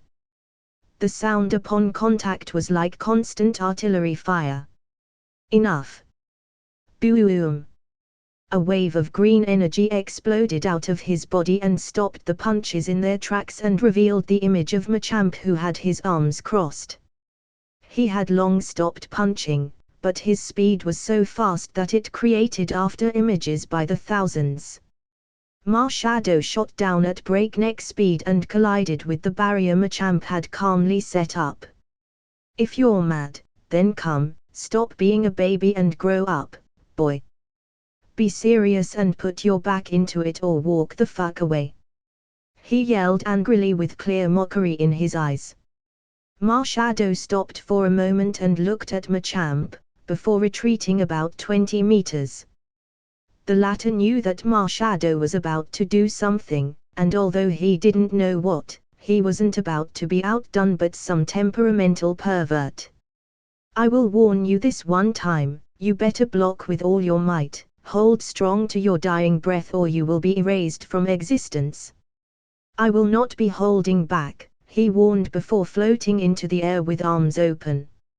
A golden radiance exploded out of his body as 18 copies of himself appeared in a circle around Marshadow. But there was a distinct difference between all of them. One was made of fire, one of water, one of electricity. There was one for each typing. And finally, slightly above them all was one made of light. A mixture of golden and white light. Life or death.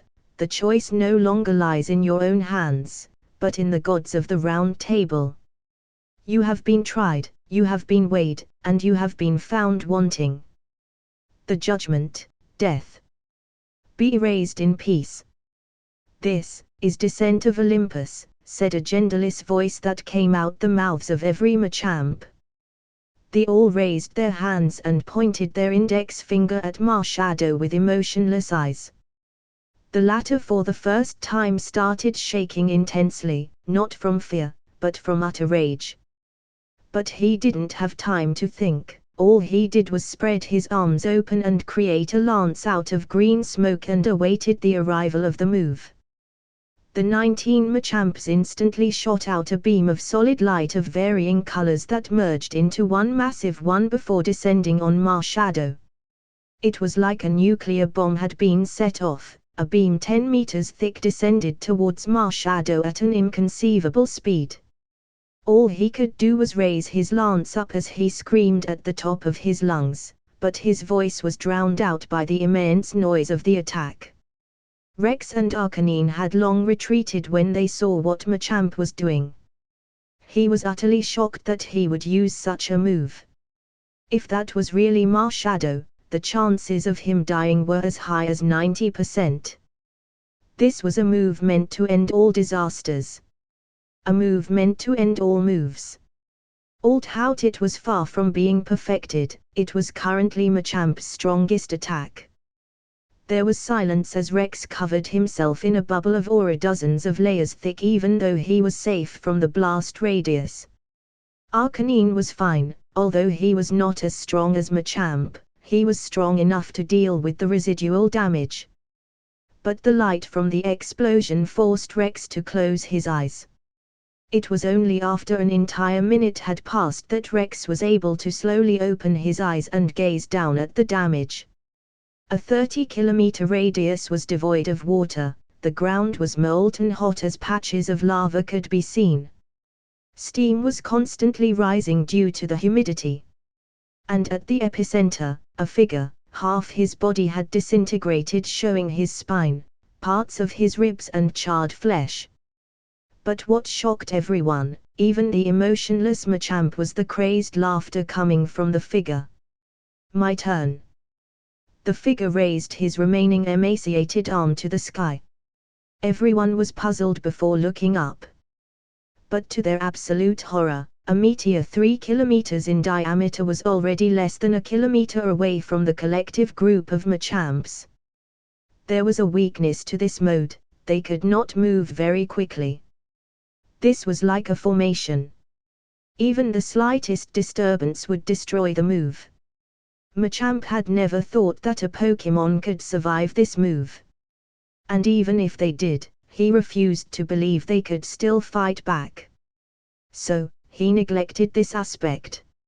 Rex looked at the meteor in horror. Fuck. That was all he could say. The power of this meteor was enough to delete half of Kanto, if not all of it. And it was now about to collide with Machamp.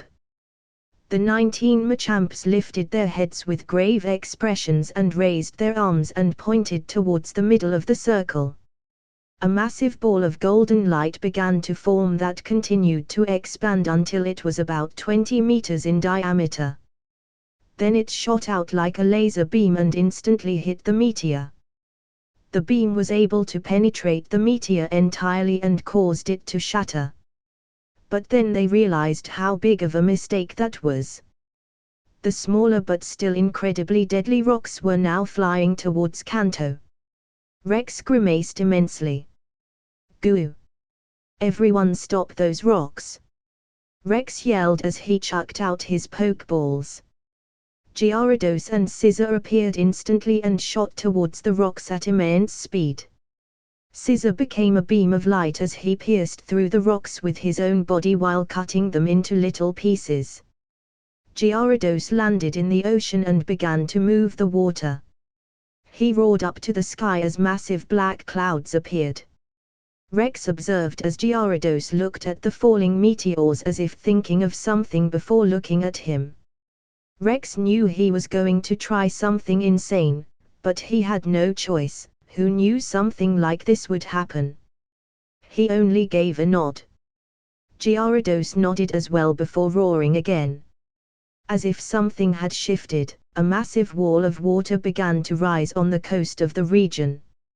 It was on an unprecedented scale as it continued to rise without stopping before curing over and into the land area itself. Rex finally understood what was happening, but he couldn't believe what he was seeing. Gyarados was creating an umbrella to protect the coastal cities and towns that were in danger.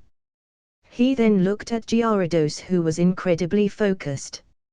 He then turned to Scizor, who was still zigzagging in the air as he shot through one meteor after another. Victreebel was on Arcanine's back as they rushed to the rocks that were about to land on spots the water couldn't cover because it was too inland. Every single one of his Pokémon were working hard. He then turned his head and saw Machamp undo his Olympus descent in order to help, only to be pummeled into the ground continuously by a fully recovered Marshadow. Machamp couldn't catch a break. Even though Marshadow missed 40% of the time, he threw so many punches it made up for the difference. He had long recovered using some method. Machamp had no way to counter under the incessant barrage. He was in a cool-down period due to using that move and his limit was starting to come near. Even though he had been able to push his legacy transformation to 4 minutes, It was far from enough. And Marshadow didn't seem to have an apparent limit at the moment. Rex was starting to get worried. Machamp was someone irreplaceable to him. He couldn't watch any longer and raised his hand to create a barrier made of aura. As it collided with Marshadow's fist, it was easily shattered. But it slowed his punch by a fraction of a second, allowing Machamp to recover. Marshadow momentarily stopped his barrage and looked up at Rex. Rex was looking down at him with a slight smile. "Go on, big guy, keep going. Or do you want some of me now?" he taunted. He really didn't care if he came, since Machamp would stop all damage from reaching him. And at this thought, Machamp flashed and arrived behind Rex in an instant. There was a silent stare down going on. Rex's other Pokémon had finished taking care of the meteors. The water stopped them in their tracks, or at least slowed them down enough to cause no damage. They simply fell, creating new hills. They all gathered beside Machamp as they looked at Marshadow, who was now hovering opposite them. "I don't know what happened, I don't know why you changed so much, but you need to come back to us. All this power is not worth losing you over. And as much as I hate to admit this, we all want the perverted Marshadow back." Rex spoke slowly and calmly as he stared at the hovering figure radiating unending waves of rage. All of his Pokémon nodded at his words. "Don't stop him," Rex said telepathically to the Pokémon behind him. They didn't understand. Machamp realized what he meant and became immensely worried. He didn't know what he would do if Rex's wager didn't pay off. But when he looked at the figure opposite him that looked lost and alone amidst a dark night, he accepted Rex's choice. Marshadow didn't show a reaction but sped forward. It wasn't as fast as before. All of his Pokémon could have reacted in time, but instead stood still as they all watched his fist fly towards Rex's face.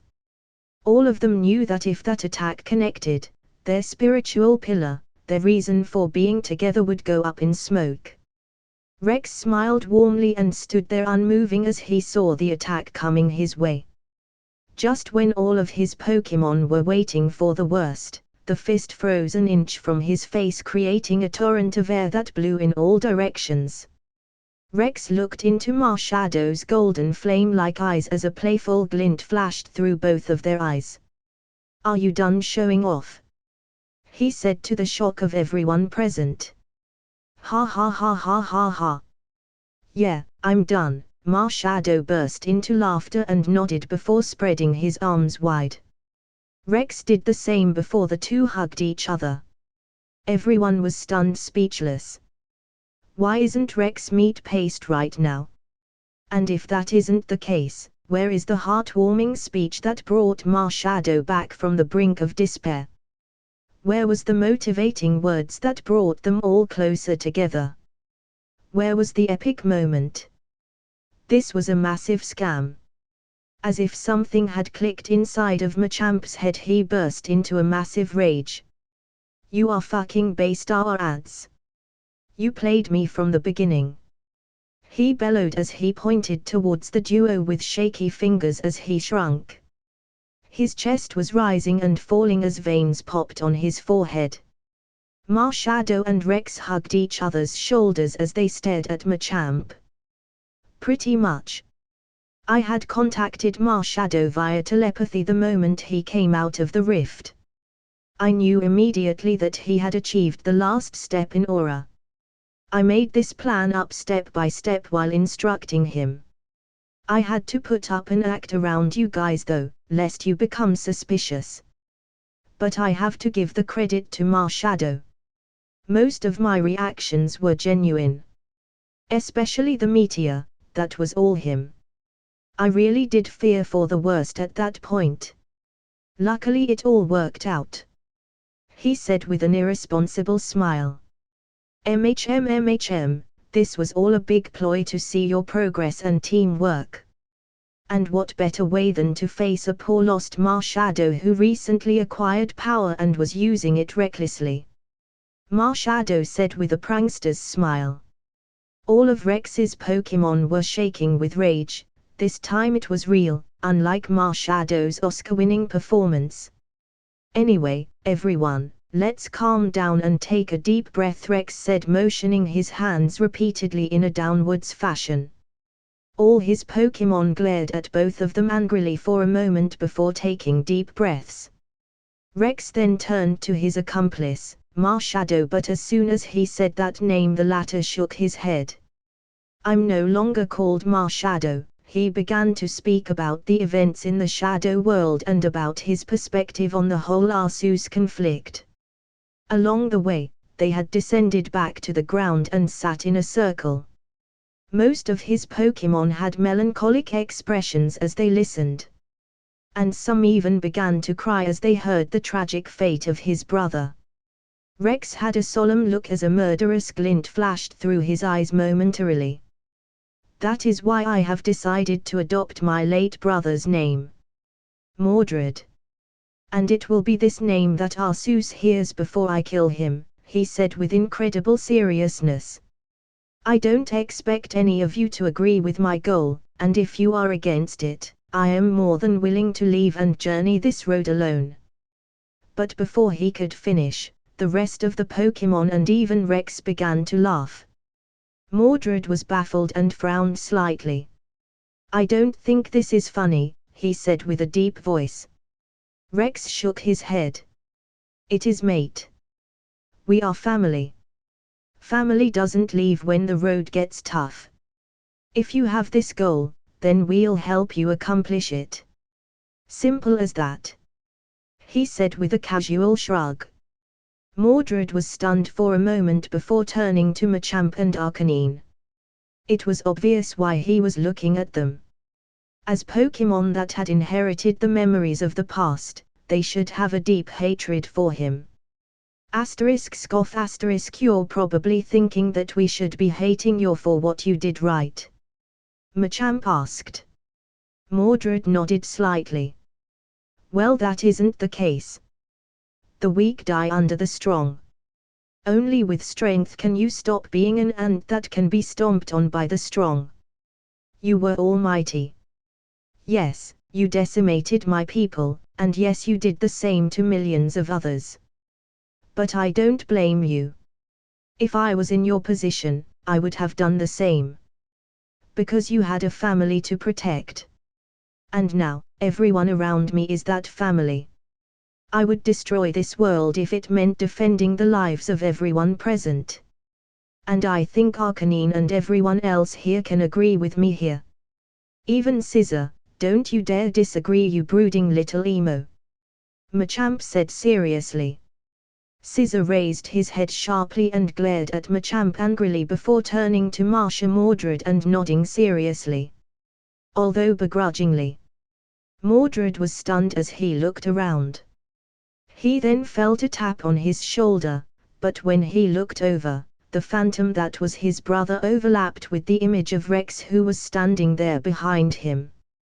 He almost crumbled at the moment. It was like his brother had been a part of Rex this whole time. As if they were one and the same. The same peaceful feeling flowed into him, calming his raging heart. A tear slid down his eye as he stared at Rex. What are you crying about? I will always be here for you. Whenever you need someone to lean on, even if the whole world turns its back against you, we will be here for you. He spoke.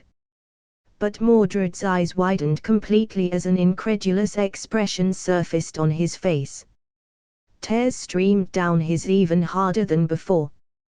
Brother, you really have been with me all this time, he thought emotionally before feeling more hands on his shoulders. When he turned around, he found all of his family grabbing him with warm expressions on their faces.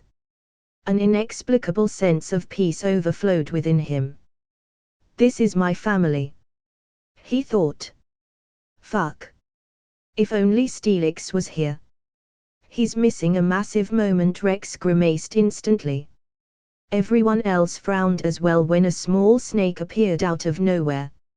It looked identical to Steelix but smaller. It jumped on top of Mordred's head and looked at everyone. "Hey guys." The voice in my head said I was missing something important and asked me if I wanted to try something. I was up for it and here I am. "Don't worry, I agree with everything Big Brother Machamp said and with what Big Brother Rex said." Marshad Mordred, "Don't worry, we are family, now and forever." Everyone instantly smiled happily at the sight of their impenetrable shield. "System, what's going on?" he asked. "I took it upon myself to construct a small body for Steelix. Since he is now a machine, he can transfer his consciousness to other bodies. So I thought it was worth giving it a try after some small calculations. Something as important as this demanded such an action. I hope the host is not mad. It said cautiously.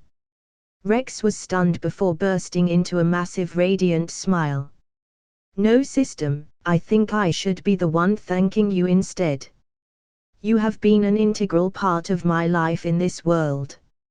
Almost none of this would be possible without your help. You are as much a part of this family as I am.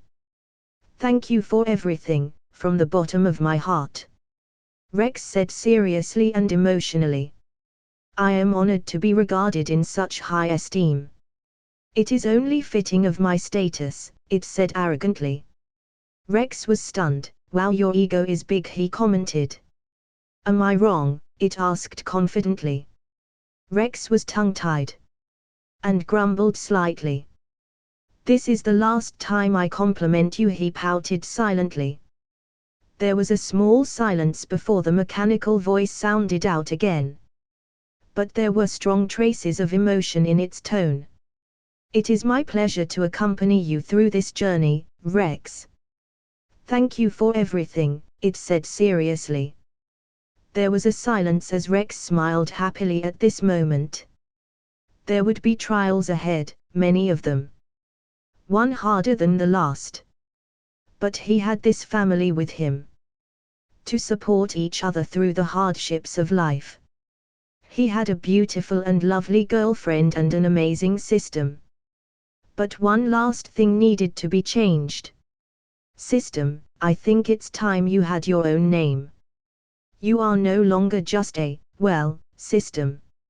You have sentience. And I cannot objectify you or degrade you. Do you have a name you would like?" he asked warmly.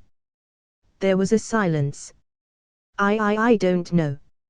I didn't expect this question, Rex." "Could you give me one?" it asked back. Rex was astounded to hear the system be so flustered. He thought about it for a moment. "How about Gaia?" he asked with a smile. "After the Greek goddess of earth." "Why?" it asked. Rex smiled slightly, "Because, in a way, you have given life to monstrous creations. Steelix, a synthetic legacy tier Pokémon. You have altered the fate of my Pokémon, and my own. And I know you will continue to do so. I think it is very fitting. I like it very well, Gaia it is." "Thank you," it responded. "It is my pleasure. Gaia." Mordred smiled at everyone and began to glow before shrinking back to his normal self. But there was a difference. His hair was completely white with the tips being black. His crown became thicker but stopped framing his face. In the middle of it, there was a stone in the shape of a moon placed on top of it. His body seemed to have grown clothes or something as he was covered in this red ninja outfit. His face was still masked by a shadow-like veil and only his golden eyes could be seen. The feeling of chaos and destruction that drifted and clung to his body previously was gone and, in its place, a lively youthfulness sprang to life. "Much better," he said while stretching his neck slightly. "So you have something similar to Machamp's transformation?" Rex asked. "Yes and no, it is a transformation, but it is not limited. His limit is placed both due to lack of strength and because he doesn't have the full inheritance of the legacy. I, on the other hand, obtained the full legacy. That is why I was able to stand against Machamp. But in the long run, I do not think I will be his match for a simple and irrefutable fact. He is the only Pokémon species to inherit 98% of Arceus's power. Naturally, his power is copied, so more than one species can have more than 2%. It is not out of 100% per SE. But instead, every species has an opportunity to receive between 0 to 100% of its power. Some, like Machamp, are incredibly lucky, while others are not, he said and looked at the others who didn't have a legacy. But the power is sealed and must be brought out slowly. His potential, in essence, is limitless though. And I will need his assistance in order to beat that dog. But what I don't understand, is why you have a legacy, Rex. Boom. His words were like thunder in everyone's ears. Everyone looked at Mordred with wide eyes, even Rex. What are you talking about? He asked unconsciously. This was too much of a shock. Mordred nodded as if everything made sense, exactly what I said. I don't understand why you have a legacy. My inheritance allows me to see the legacy power of other species. Something no other can do. That is one of my many hidden talents. But looking at you now, I am 100% confident that you have a legacy. And a powerful one. Too powerful. But locked. And altered. It is not like our own. And it seems to be linked to Machamp in some way or another, he explained. Rex's eyes would widen more if they could. This was a massive reveal for him and Gaia. They had been racking their brain trying to understand what the problem, or rather, what the anomaly was. And now it's revealed that it's a sort of mutated legacy. Was this God's secret gift? He asked himself. Beep. It is inexplicable how you are able to obtain a legacy since you were not present when the power was given out. I personally think this has something to do with our Creator. In any case, according to Mordred, it doesn't seem to be a normal one but powerful nonetheless. And part of our hypothesis and conjecture is still correct. It indeed has something to do with Machamp. And I am almost positive it will be revealed when Machamp unlocks his full legacy. I recommend you take down that mysterious man as soon as possible. With your current power, it is almost impossible for you to lose. Gaia said seriously. Rex was having a headache just thinking about all of this. So, he actually had a legacy power that seemed to be tethered to Machamp. And it was a mutated one at that. This was getting more and more ludicrous. Whatever, I can't do much about it even with this new information. It just opened our eyes that much more. Can you bring up Mordred's legacy and non-legacy stats please? Ding. Name, Mordred Lord of the Shadow Realm. Legacy status, unlocked. O type, Ghost/Fighting. O level, 60. O bond, 100%. O height, 2m. O HP, 200. O attack, 850. O defense, 300. O SP. ATK, 200. O SP. Definite, 100. O speed, 1100. O ability, Undying Vow. O moves: Assurance, Counter, Drain Punch, Fire, Ice and Thunder Punch, Shadow Sneak, Shadow Punch, Laser Focus, Night Slash, Shadow Domain, Shadow Barrage, Close Combat, but Ghost type move, Acrobatics, Spectral Thief, Phantom Force, Will-O-Wisp, Hex, Protect, Revenge, Hell's Chains, Hell's Gate, Mirage, Meteor Fall, Supersonic Flash, Blast Cannon, Spear of Injustice, Hammer of Vengeance, Sword of Judgment, Shattered Heaven, Apocalypse. Tell me about the ability and the moves, please. The ability stops the user from fainting permanently as long as he never falters on his path to revenge. Once he accomplishes his vow, this ability will dissipate. It allows the user to come back from the brink of death even if a single cell is left. It is basically a cheat. Gaia said with a chuckle. Rex had to wholeheartedly agree. That was the most busted ability yet. This went beyond even Machamp's ability. You cannot beat him. You will eventually fall to his stamina. He shuddered at the mere thought. Hell's chains are simple, it shoots chains out from the void that completely bind the opponent for 2 seconds. At this time, the opponent cannot move at all, cannot use moves and is afflicted with void burn, cutting their attack stat by 75%. Pokémon that have the light typing take double damage, and the binding time is doubled as well. But they are immune to the status effect. Hell's Gate allows the user to summon arms from the void that deal 200 base attack damage. If hit, they will be inflicted with void burn also. Light-type Pokémon take double damage but are immune to the status effect. This move can spawn arms from anywhere within the user's field of view. 15-second cooldown between uses. Mirage allows the user to turn into an illusion, becoming immune to all damage from all sources for 2 seconds.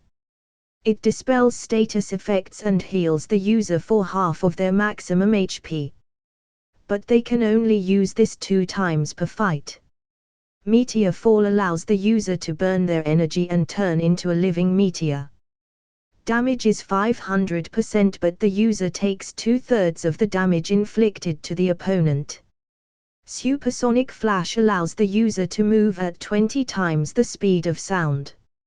Attacks during this time are boosted by 150%. Duration is limited to 5 seconds and the user enters a weakened state for 1 minute where he takes double damage. Spear of Injustice is a move specifically used to counter light-type Pokémon. If this move touches the opponent, they will have all their stats halved for the remainder of the fight. They cannot be regained by refresh moves. It also nullifies half of the damage from any move that is light-based. Cooldown of 5 minutes between uses. This move is ineffective against all other Pokémon. Hammer of Vengeance. A single Pokémon-specific move. Locked unless used on Arceus. All damage against Arceus while using this move deals 1000% damage and applies void burn. The user summons a hammer made of aura that has been tainted with the power of darkness and the destructiveness of a black hole. Shattered Heaven. Apocalypse is a move that allows the user to summon a meteor with a 3-kilometer diameter. Insta-kill to all Pokémon below the legendary tier. Even then, weak legendaries will die as well. New class skill. Can only use this move once a month. Gaia explained. Rex spat blood. This is too much. Ding. Name, Mordred, Champion of the Shadow Realm. Legacy status, unlocked. O-type, Ghost /Fighting. O-level, 60. O-bond, 100%. O-height, 0.8 m. O-HP, 300. O-attack, 550. O-defense, 500. O-SP. ATK, 500. O-SP. Definite, 0. O-speed, 400. O-ability, Black Hole. O-moves: Assurance, Counter, Drain Punch, Fire, Ice and Thunder Punch, Shadow Sneak, Shadow Punch, Laser Focus, Night Slash, Shadow Domain, Shadow Barrage, Close Combat, but Ghost-type move, Acrobatics, Spectral Thief, Phantom Force, Will-O-Wisp, Hex, Protect, Revenge, Hell's Chains, Hell's Gate, Mirage, Meteor Fall, Blast Cannon, Sword of Judgment. What does his ability do? All special attacks that are directed his way are absorbed and regenerate health. Surplus becomes a shield that takes damage from him. Seems just as broken. But I guess that's what happens when you have a full legacy, he thought. He was far too numb from the previous shocks to have any energy left for shocked expressions. He just took it for what it was. Seems to be the case. This is beyond the balance of this world. I wonder what Arsusa's plan was for all this. It doesn't seem to make sense. Sure, giving some compensation was fine, but to destabilize the balance of this world with this new power is a bit nonsensical. Gaia added seriously. Rex couldn't help but think about Gaia's words. There was a point in that statement, it did in fact seem a bit, how to put it, stupid. But there must be a reason for it. Maybe it went beyond punishing a single species. Maybe there was something out there that made Arceus quake with such fear that he created a new army of Pokémon with the potential for immense borderline god-level power. That was his only reasonable hypothesis based on the current information he had available to him. And there was probably not going to be any more until he met Arceus. You may be onto something, Rex. And you are also right. We won't be able to verify your hypothesis for the time being. But if what you said is correct, then we might be in for a very, very rough time. Gaia said solemnly. Rex didn't want to think about this anymore. He physically could do nothing more than simply train as hard as he can all day long for as long as he can to maximize the safety of everything he held dear. That was all he could do. Nothing more, nothing less. With that thought in mind, Rex turned to all of his Pokémon with a warm smile on his face. Asterisk clap, asterisk. Everyone. Can I have your attention please? He yelled. Everyone who was previously huddled in a massive group around Mordred dispersed and faced Rex, waiting intently for his words. Rex nodded in a satisfied manner. We have all been working hard. Every single one of you has been incredibly diligent in their training. So as a bonding exercise, I want you all to come up with a design for your Pokeball. Be aware, this Pokeball represents who you are as a person. He announced to the pleasant surprise of everyone present. Gaia create small drones that hovered and imputed all the desires his Pokémon wanted to include in their designs. Rex had been thinking about this little thing for a while during his time in the tower. He realized that Gaia could create things straight from his inventory. Something he had not realized or thought possible. He had been slaving away creating all of these things by hand. And although he was a bit indignant towards Gaia for not telling him, it was also his small-mindedness that stopped him from thinking of such a possibility. Glad you know that, Gaia chimed in. Rex gritted his teeth slightly in anger. An hour passed by as all of his Pokémon worked on their designs. All of them were incredibly serious about their Pokeballs since they had to live with it. Rex didn't tell them they could change it whenever because that would take out any meaning their choices had. It was meant to have a special meaning after all. The quickest to come back with a design was Steelix. He was now a supercomputer, so he came back with his 2 minutes after the task was announced. Still, a long time considering that Steelix and Gaia Mini were thousands of times faster, if not hundreds of thousands of times faster than the human brain, if not more. So 2 minutes, although fast for normal people and Pokémon, was actually incredibly long for Steelix. And his design was a completely chrome design with neon red light running through where the black stripe used to be. It looked similar to a Premier ball except the white was replaced with chrome.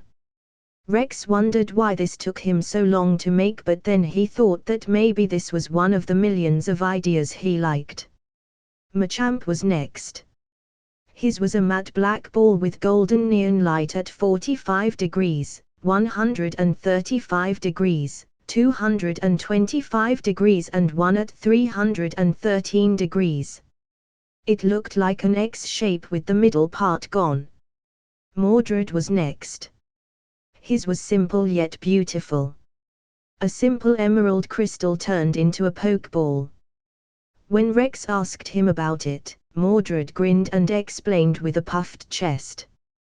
Because it will attract females, of course. Who doesn't like emeralds?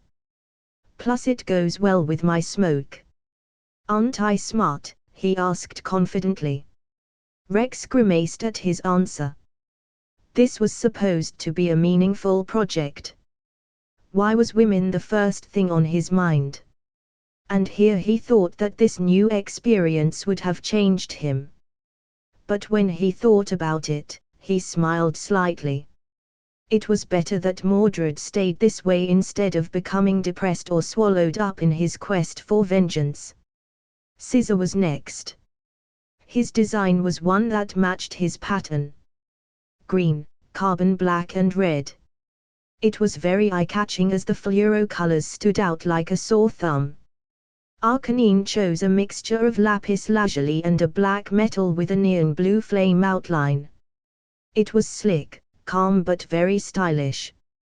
Weepin' Bell chose a wooden pokeball with glowing green neon lights in the gaps where the black was with a white neon light surrounding the button. Simple yet down to earth and in touch with nature, which aligned with his typing. And finally Gyarados, who chose an onyx stone as the foundation for his pokeball with ruby crystals to replace the black stripe that run horizontally. Beautiful and low-key design that contrasted to his wrathful and explosive personality. He had Gaia make everything according to their specifications. It was much simpler than he imagined. By now, Gaia was informed and knowledgeable about almost anything on the planet. After all, it hadn't been sitting around doing nothing all day. Soon, Rex had all the Pokeballs in front of him. He released all of his Pokémon from their original balls. He then lined up the personalized Pokeballs in front of the corresponding Pokémon and they were soon recaptured. Rex and Gaia also went over some innovations to the Pokeballs. They were extremely comfortable to live in. The environment could be changed to suit their needs inside and acted like a small habitat. Not enough to train in, but enough to live quietly and in comfort. Next they added the healing function that would activate automatically. It would quickly recover the Pokémon's health as soon as they went back in. There was a function that would block this during battles since it would be cheating. This function was controlled by Gaia. This was something he was planning on commercializing in his business after becoming champion along with other things. Everyone was incredibly happy with their Pokeballs. Rex had a ton of materials he was experimenting with to create even more powerful Pokémon or tech. They spent the night having a blast before going off to bed. The next day. It's going to be about 5 to 6 days before I get to Viridian City. It's already been about a week. Elisa has already been waiting for the past 2 days. He mumbled to himself. Asterisk asterisk asterisk. 2 days ago. Ring ring ring. Click. Elisa. How was everything? Rex asked with a happy smile on his face. Everything was easily cleared up. Dad is dead and my sisters are coming with me to Kanto. She said to his shock.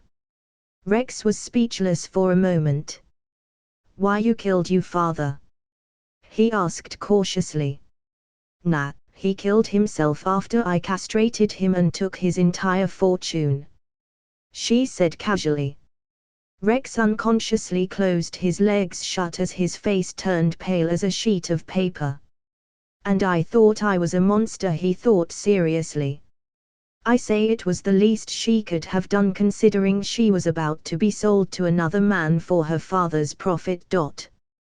Gaia chimed in. "I do not disagree with you at all. It's just shocking that she was able to go that far," he thought in his mind. "So, did you have to use my Pokémon?" he asked curiously. "No, there was no need to in the end.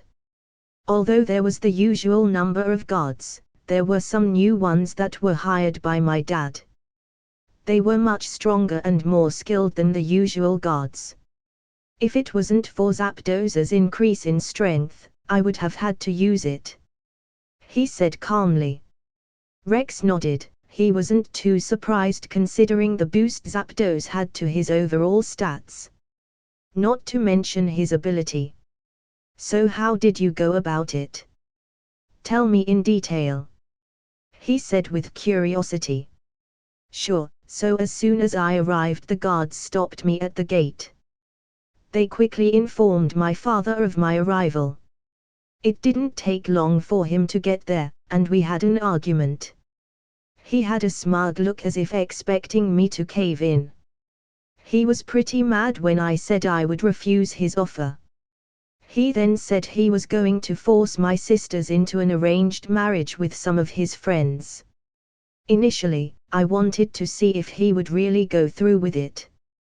Call it my naiveness or senseless hope, but I thought that maybe, just maybe, he would have the heart to spare my sisters. But it seems I expected too much from him.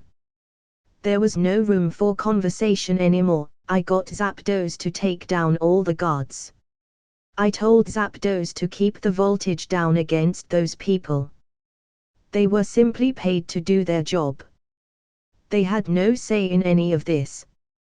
But my father, I had Zapdos overflow his entire body with electricity. Zapdos is incredibly adept and masterful in his control, so in the end, my dad wasn't able to move below the waist for the rest of his life.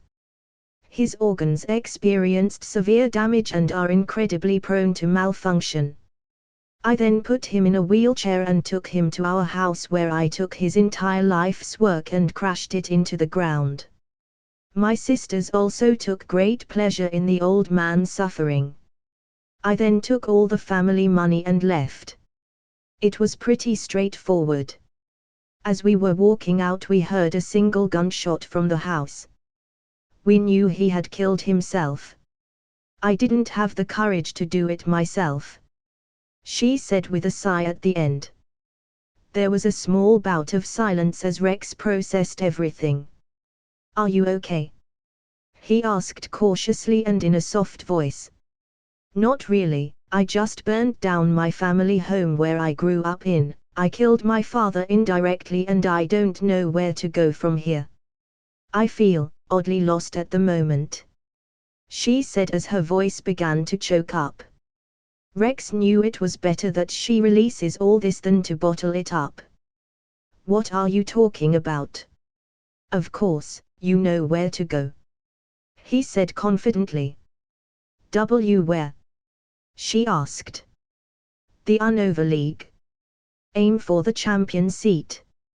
Focus on your modeling, you have a whole life ahead of you, Elisa. This may have been an incredibly hard thing for you to do. But now, you are finally free. No longer are you a caged bird with clipped wings. For now, come back to Kanto.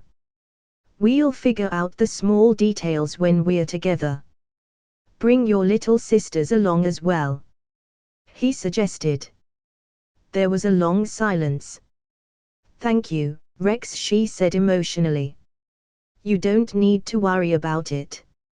I'll see you in Viridian City in a couple of days," he said calmly. "Okay, take care. Beep. *Sigh*. This is going to be a big change for her. But it is necessary if she wants to move on. System, I think it's time we started our plan. Buy the building we'll be using as our business headquarters, please. On it, would you like to start the hiring process? Yes, but don't open shop until after the league. Do it slowly. I want quality over quantity. Use whatever tricks you need to in order to convince them. Whether that's money or whatever. Start hiring in the pokeball sector first. We'll need factories close by. Then go on to the movie sector. Get the right directors and start writing the scripts according to my memory. Substitute the necessary parts with elements of this world to make it more impactful. You know all this better than I do. He said calmly. Roger. Everything will be done and ready to launch as soon as you have won the league. Very good. Everyone went into the customized pokeballs as Mordred opened up a portal that looked like a whirlpool of black and green. It was pitch black inside, but Rex didn't hesitate to walk through. Instantly, he felt like his insides were twisting and churning. It was incredibly uncomfortable. Bam! The next second, he fell to the ground on the other side and puked all over the floor. Fuck, that is not a pleasant experience, he mumbled with a grimace. You'll get used to it eventually, Mordred said casually. He was immune since he was a ghost and the user of the ability. Rex recovered rather quickly and straightened his back. He climbed the tallest hill and looked down at the small town where his journey had begun several months back. Mordred seeped into Rex's shadow as usual, and Rex walked towards the town at a relaxed pace. He was in a simple white dress shirt with the top 2 buttons undone, black dress pants and some dress shoes. He soon arrived at the town, but the chatter caused cold sweat to drip down his back. Did you hear about what happened yesterday? The news has been covering it all day. A continent destroyer-class meteor descended on top of Kanto. They brought in a scientist that specialized in reading the trajectory of meteors and making sure that we have enough time to react to any incoming danger. But he didn't have any answers.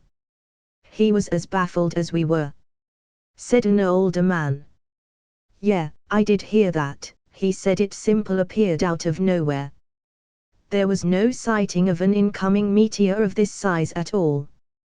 But what I'm baffled about is how it suddenly exploded. There was only a ray of light in the sky before it suddenly erupted into millions of little pieces. And then a massive wall of water covered the coastal regions, saving the cities close by. It's all too confusing and scary. I can't believe something like this happened and we're still alive to talk about it, said another man. Rex, who heard this, instantly got Gaia to make sure that any videos that might have cited his Pokémon were deleted immediately. But it seemed that nobody had the time to do such a thing when their lives were about to end. It really went to show how absurd Mordred's power had become.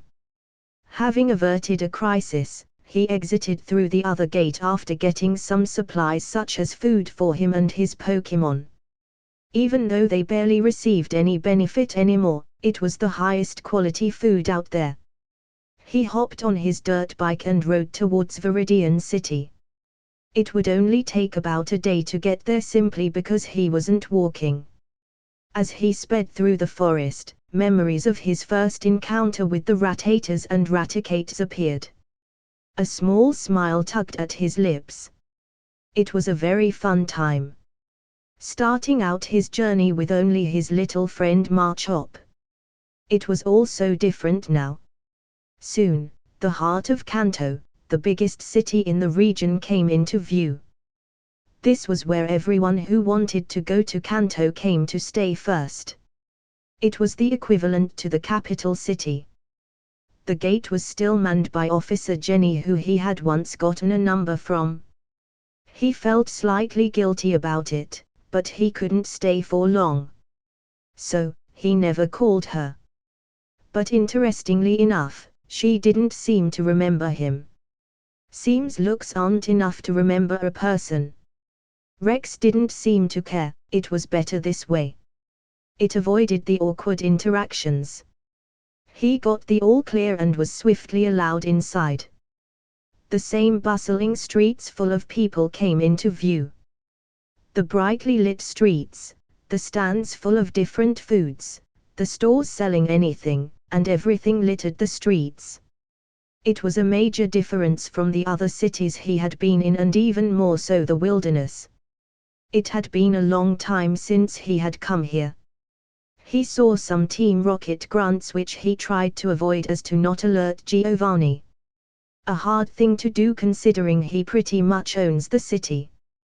Or at least has a big influence in it. But by deleting surveillance footage and avoiding the rocket grunts with the help of the system, he was able to stay undetected. But there was nothing to be concerned about even if he was spotted.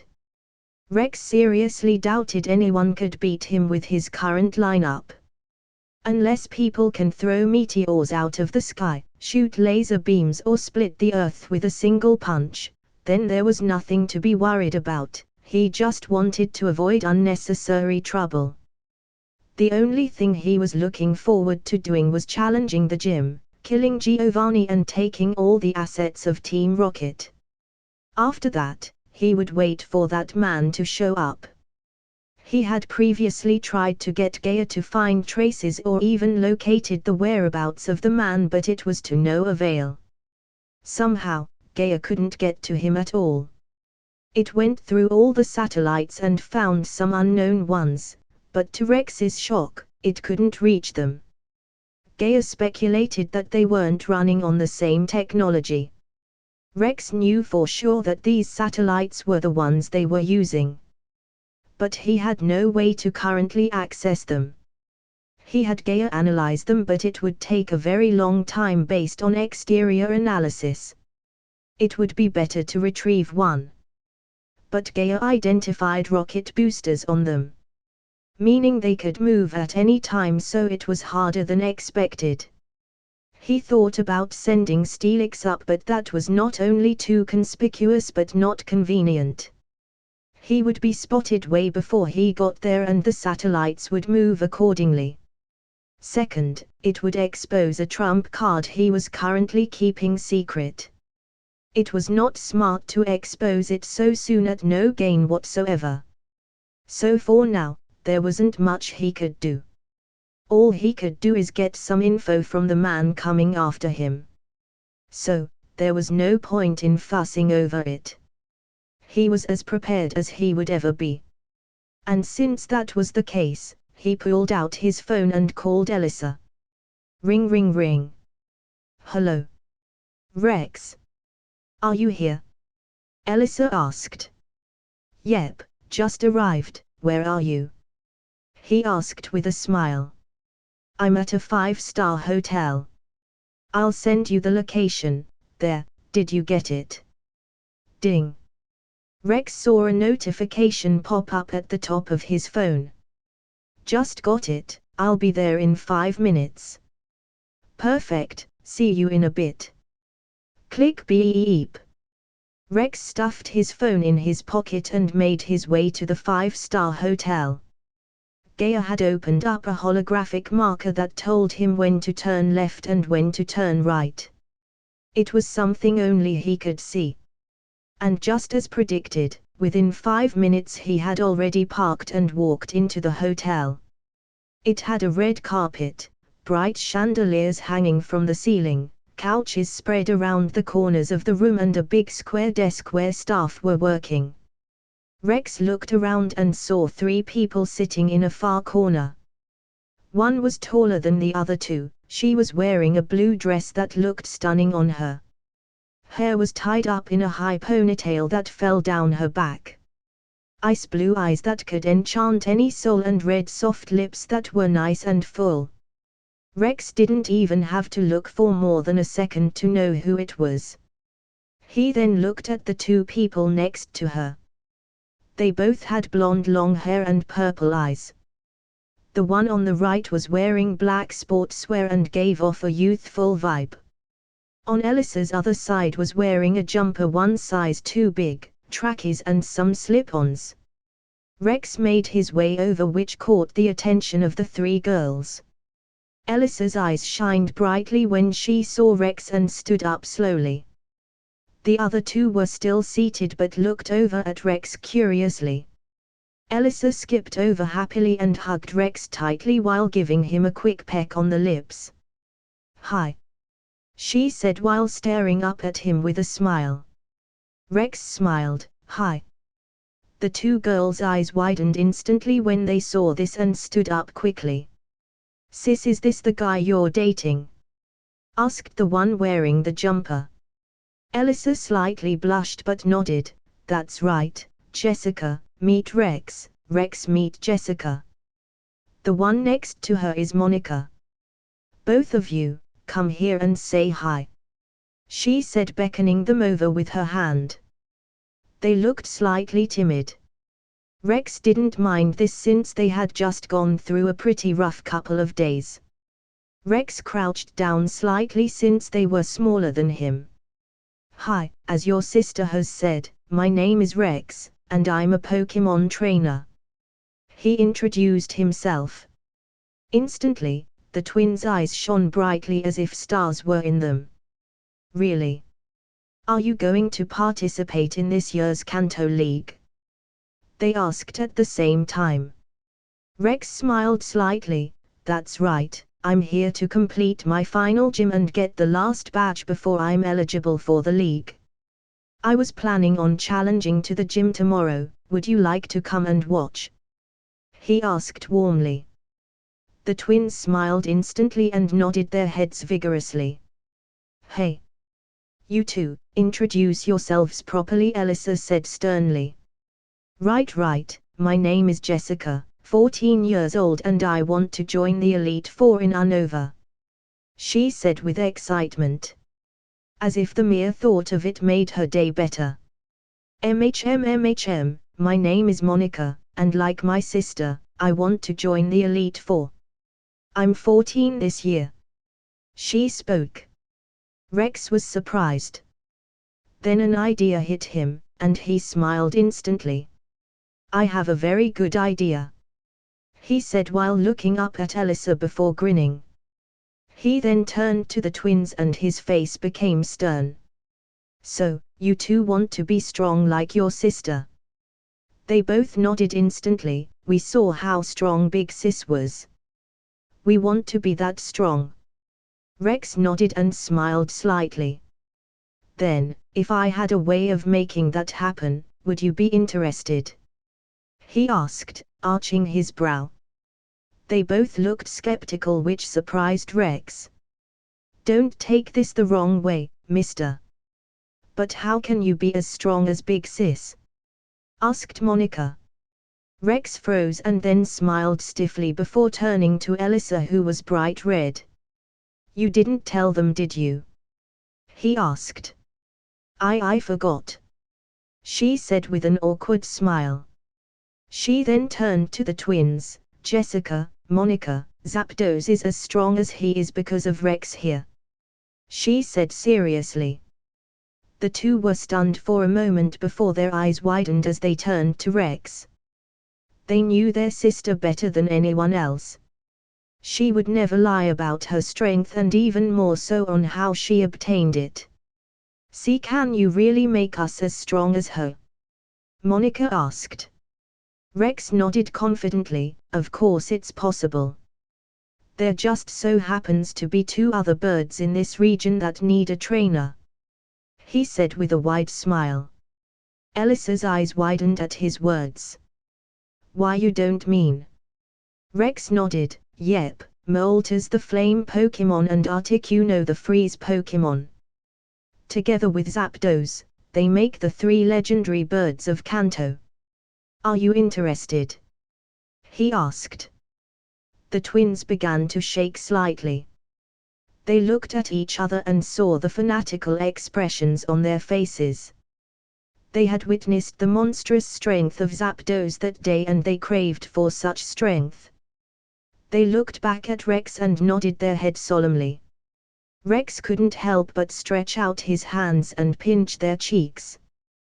Their serious faces just looked so cute.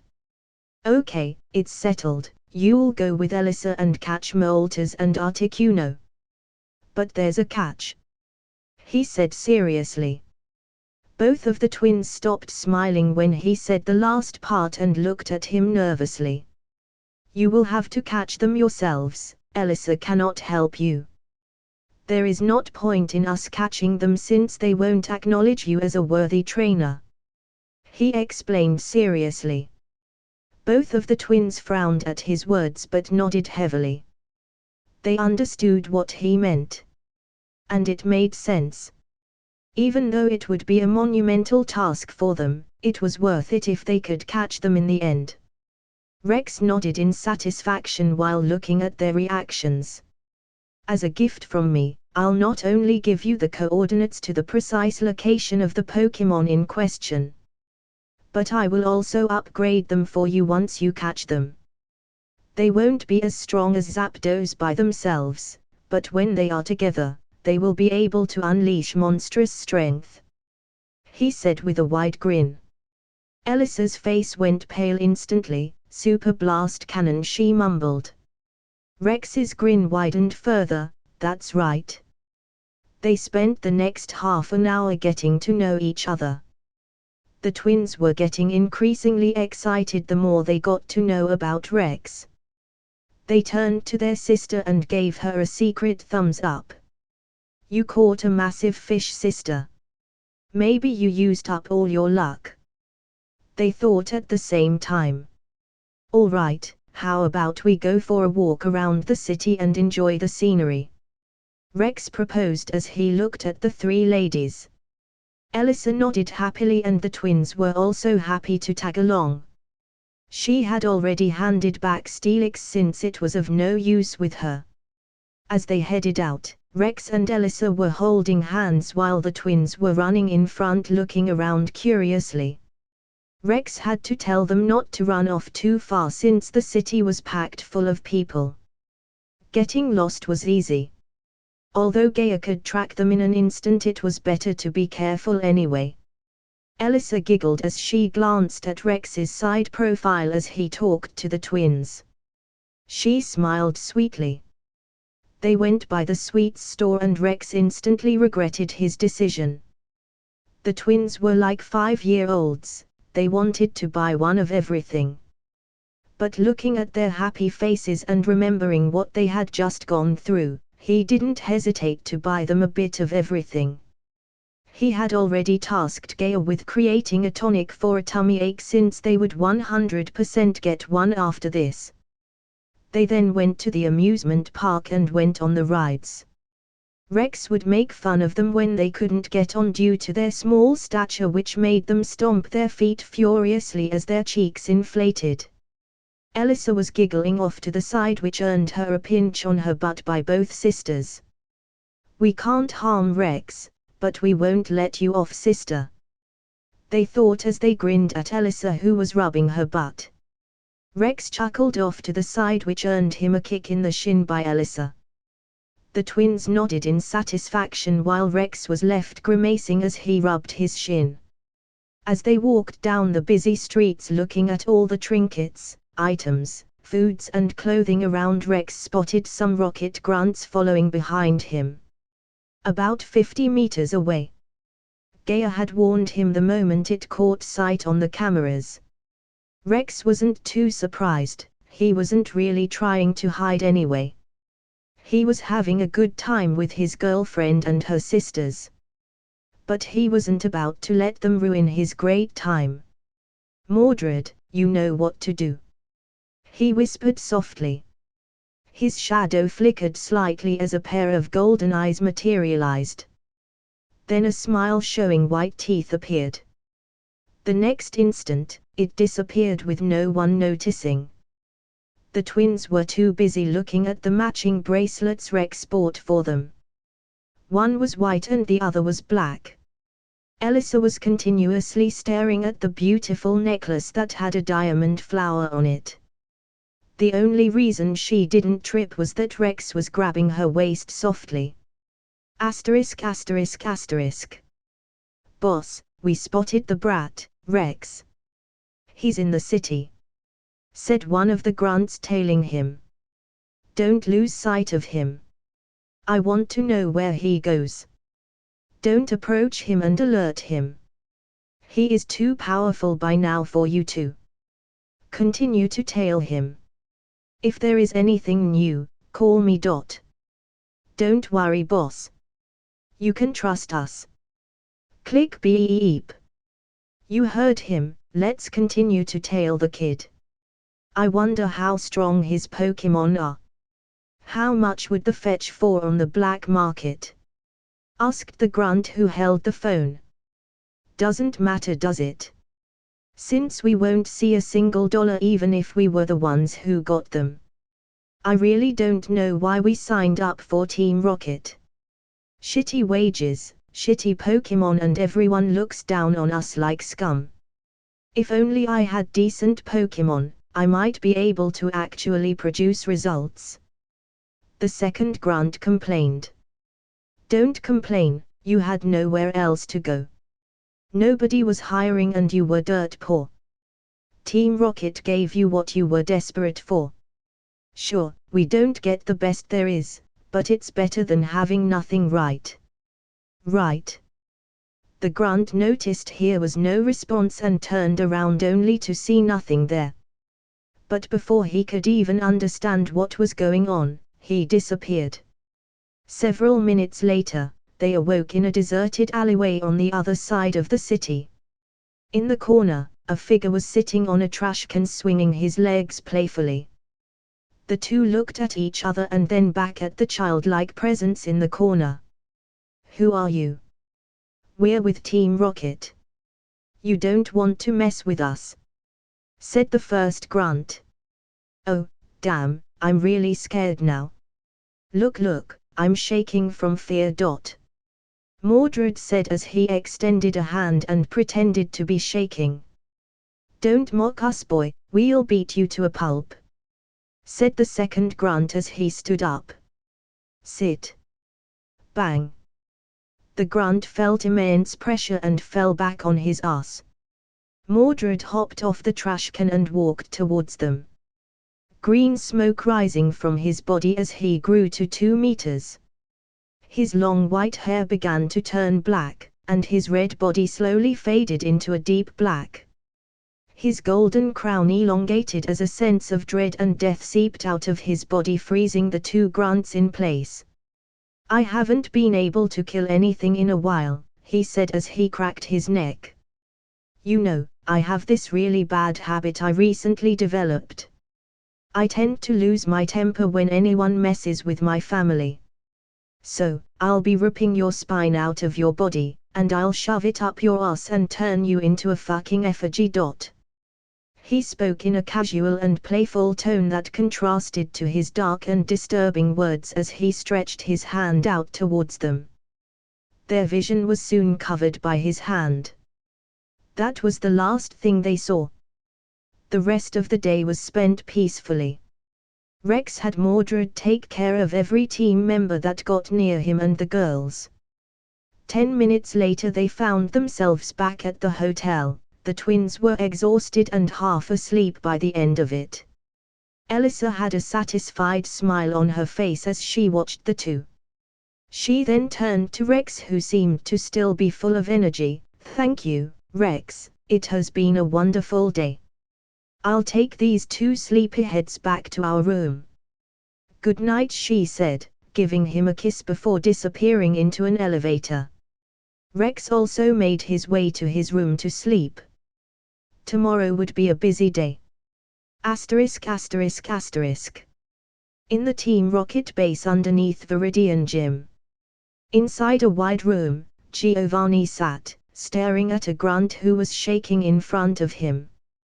He massaged his temples as he tried to calm himself down. So, repeat the last part to me again, he said through gritted teeth. The grunt shook like a leaf in a hurricane and nodded vigorously. "B boss, all 3 squads have disappeared after being sent to monitor the kid. Their vital signs have flatlined one after the other. We suspected something or someone killed them." Giovanni felt his forehead throb as his face turned red, then green before settling on purple as he slammed his hand in the table and stood up. "How the fuck is he doing this?" he roared. He was frustrated. He had his grunts go over the camera footage, but noticed that certain parts were deleted. Coincidentally, it was these parts that he was after. He was both angry and slightly scared at the hacking power of this person. In such a small margin of time, they were able to stitch everything together. "Giovanni, you need to relax, buddy, the kid will soon disappear. All your problems will be dealt with," said a voice from a dark corridor to the left. Giovanni shuddered slightly at the sound of that person's voice. His head snapped to the left and through the darkness, 2 pairs of eyes could be seen getting closer. One was red, and the other was purple. The latter towered 4 meters above the ground as it stared at Giovanni like prey. This sensation gave him the chills.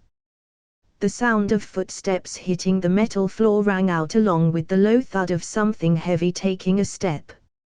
A man, no older than 25, came out, black hair and red eyes. A wicked smiling on his face. He had a black trench coat on and black gloves on. Black plants on and black shoes. "Then I can rest assured knowing you have something planned," Giovanni said while bowing his head to hide his hatred. The mystery man took a seat casually and looked at the monitor showing Rex's face and his details. "Such a strong lad, lots of talent. It's really a shame he has to die. I would have considered offering him a position, but he really has gotten annoying as of late. So, it's about time I exterminate this little bug," he said with a slight smile. *****. Rex woke up the next day feeling refreshed and relaxed. He had a great sleep and was now ready to finish his gym challenge once and for all. He took a quick shower, got changed in his usual outfit and hopped out of his room with a spring in his step. Beep. I have detected the presence of 2 additional people in the Team Rocket hideout. I believe them to be the mystery man and his Pokémon. Based on some quick calculations on size and muscle density, a rudimentary analysis has been completed. This Machamp is stronger than your own by a large margin in pure power alone. Its age is already exceeding a decade. In a 1v1, you would lose without a doubt. Gaia said to Rex's absolute shock. It was so shocking he tripped over his foot and face blunted on the ground. But he couldn't care less about the pain. This news shook him to his core. He knew how heaven-defying his Machamp already was. The new move, Olympus Descent, was simply horrifying, but to receive the news that it was still far from enough, really made him feel scared for his life. If he didn't have a backup plan consisting of multiple legacy tier Pokémon, Ho-Oh and Lugia, he would have lost. And his life, forfeit. Fuck. Gaia. Chances of victory based on my current maximum strength? He asked. 75%. It would have been about 60% previously, but Mordred is an existence that is beyond the current Machamp. He alone could contend with that man's Machamp for a while due to his ability. This percentage would have been higher if Shattered Heaven, Apocalypse wasn't on cooldown. A simple Hell's Chains and a meteor would be enough to delete him from existence. Sadly, that is not the case. Fuck. I missed my chance all to play a prank on my Pokémon. Fine, whatever, I have 4 legacy Pokémon and he has 1, yet it's still not 100%. Why? time has not been on your side. You have only had several months of training, he has had more than a decade. It is not comparable. Even with a full legacy, Mordred has not fully grown to maximum potential. He is still far from his peak. This cannot be said for Abyssal Machamp. He is already incredibly close to the level 100 baseline. Fuck, he's that strong. I'm at least 30 levels behind. Rex complained. That cannot be helped, sadly. There is also the possibility that he has a hidden trump card. It's already astounding that you got this strong in such little time. We hold the element of surprise. If we play our cards right, we have a high chance of winning. Gaia said seriously. Damn, I'll have to tread carefully, he mumbled to himself as his face turned incredibly solemn at this moment. That's it, guy. Hope you like the video. Like, share and subscribe the channel for more such videos. And also tell me in the comment section down below if you have any recommendations. Thanks for watching.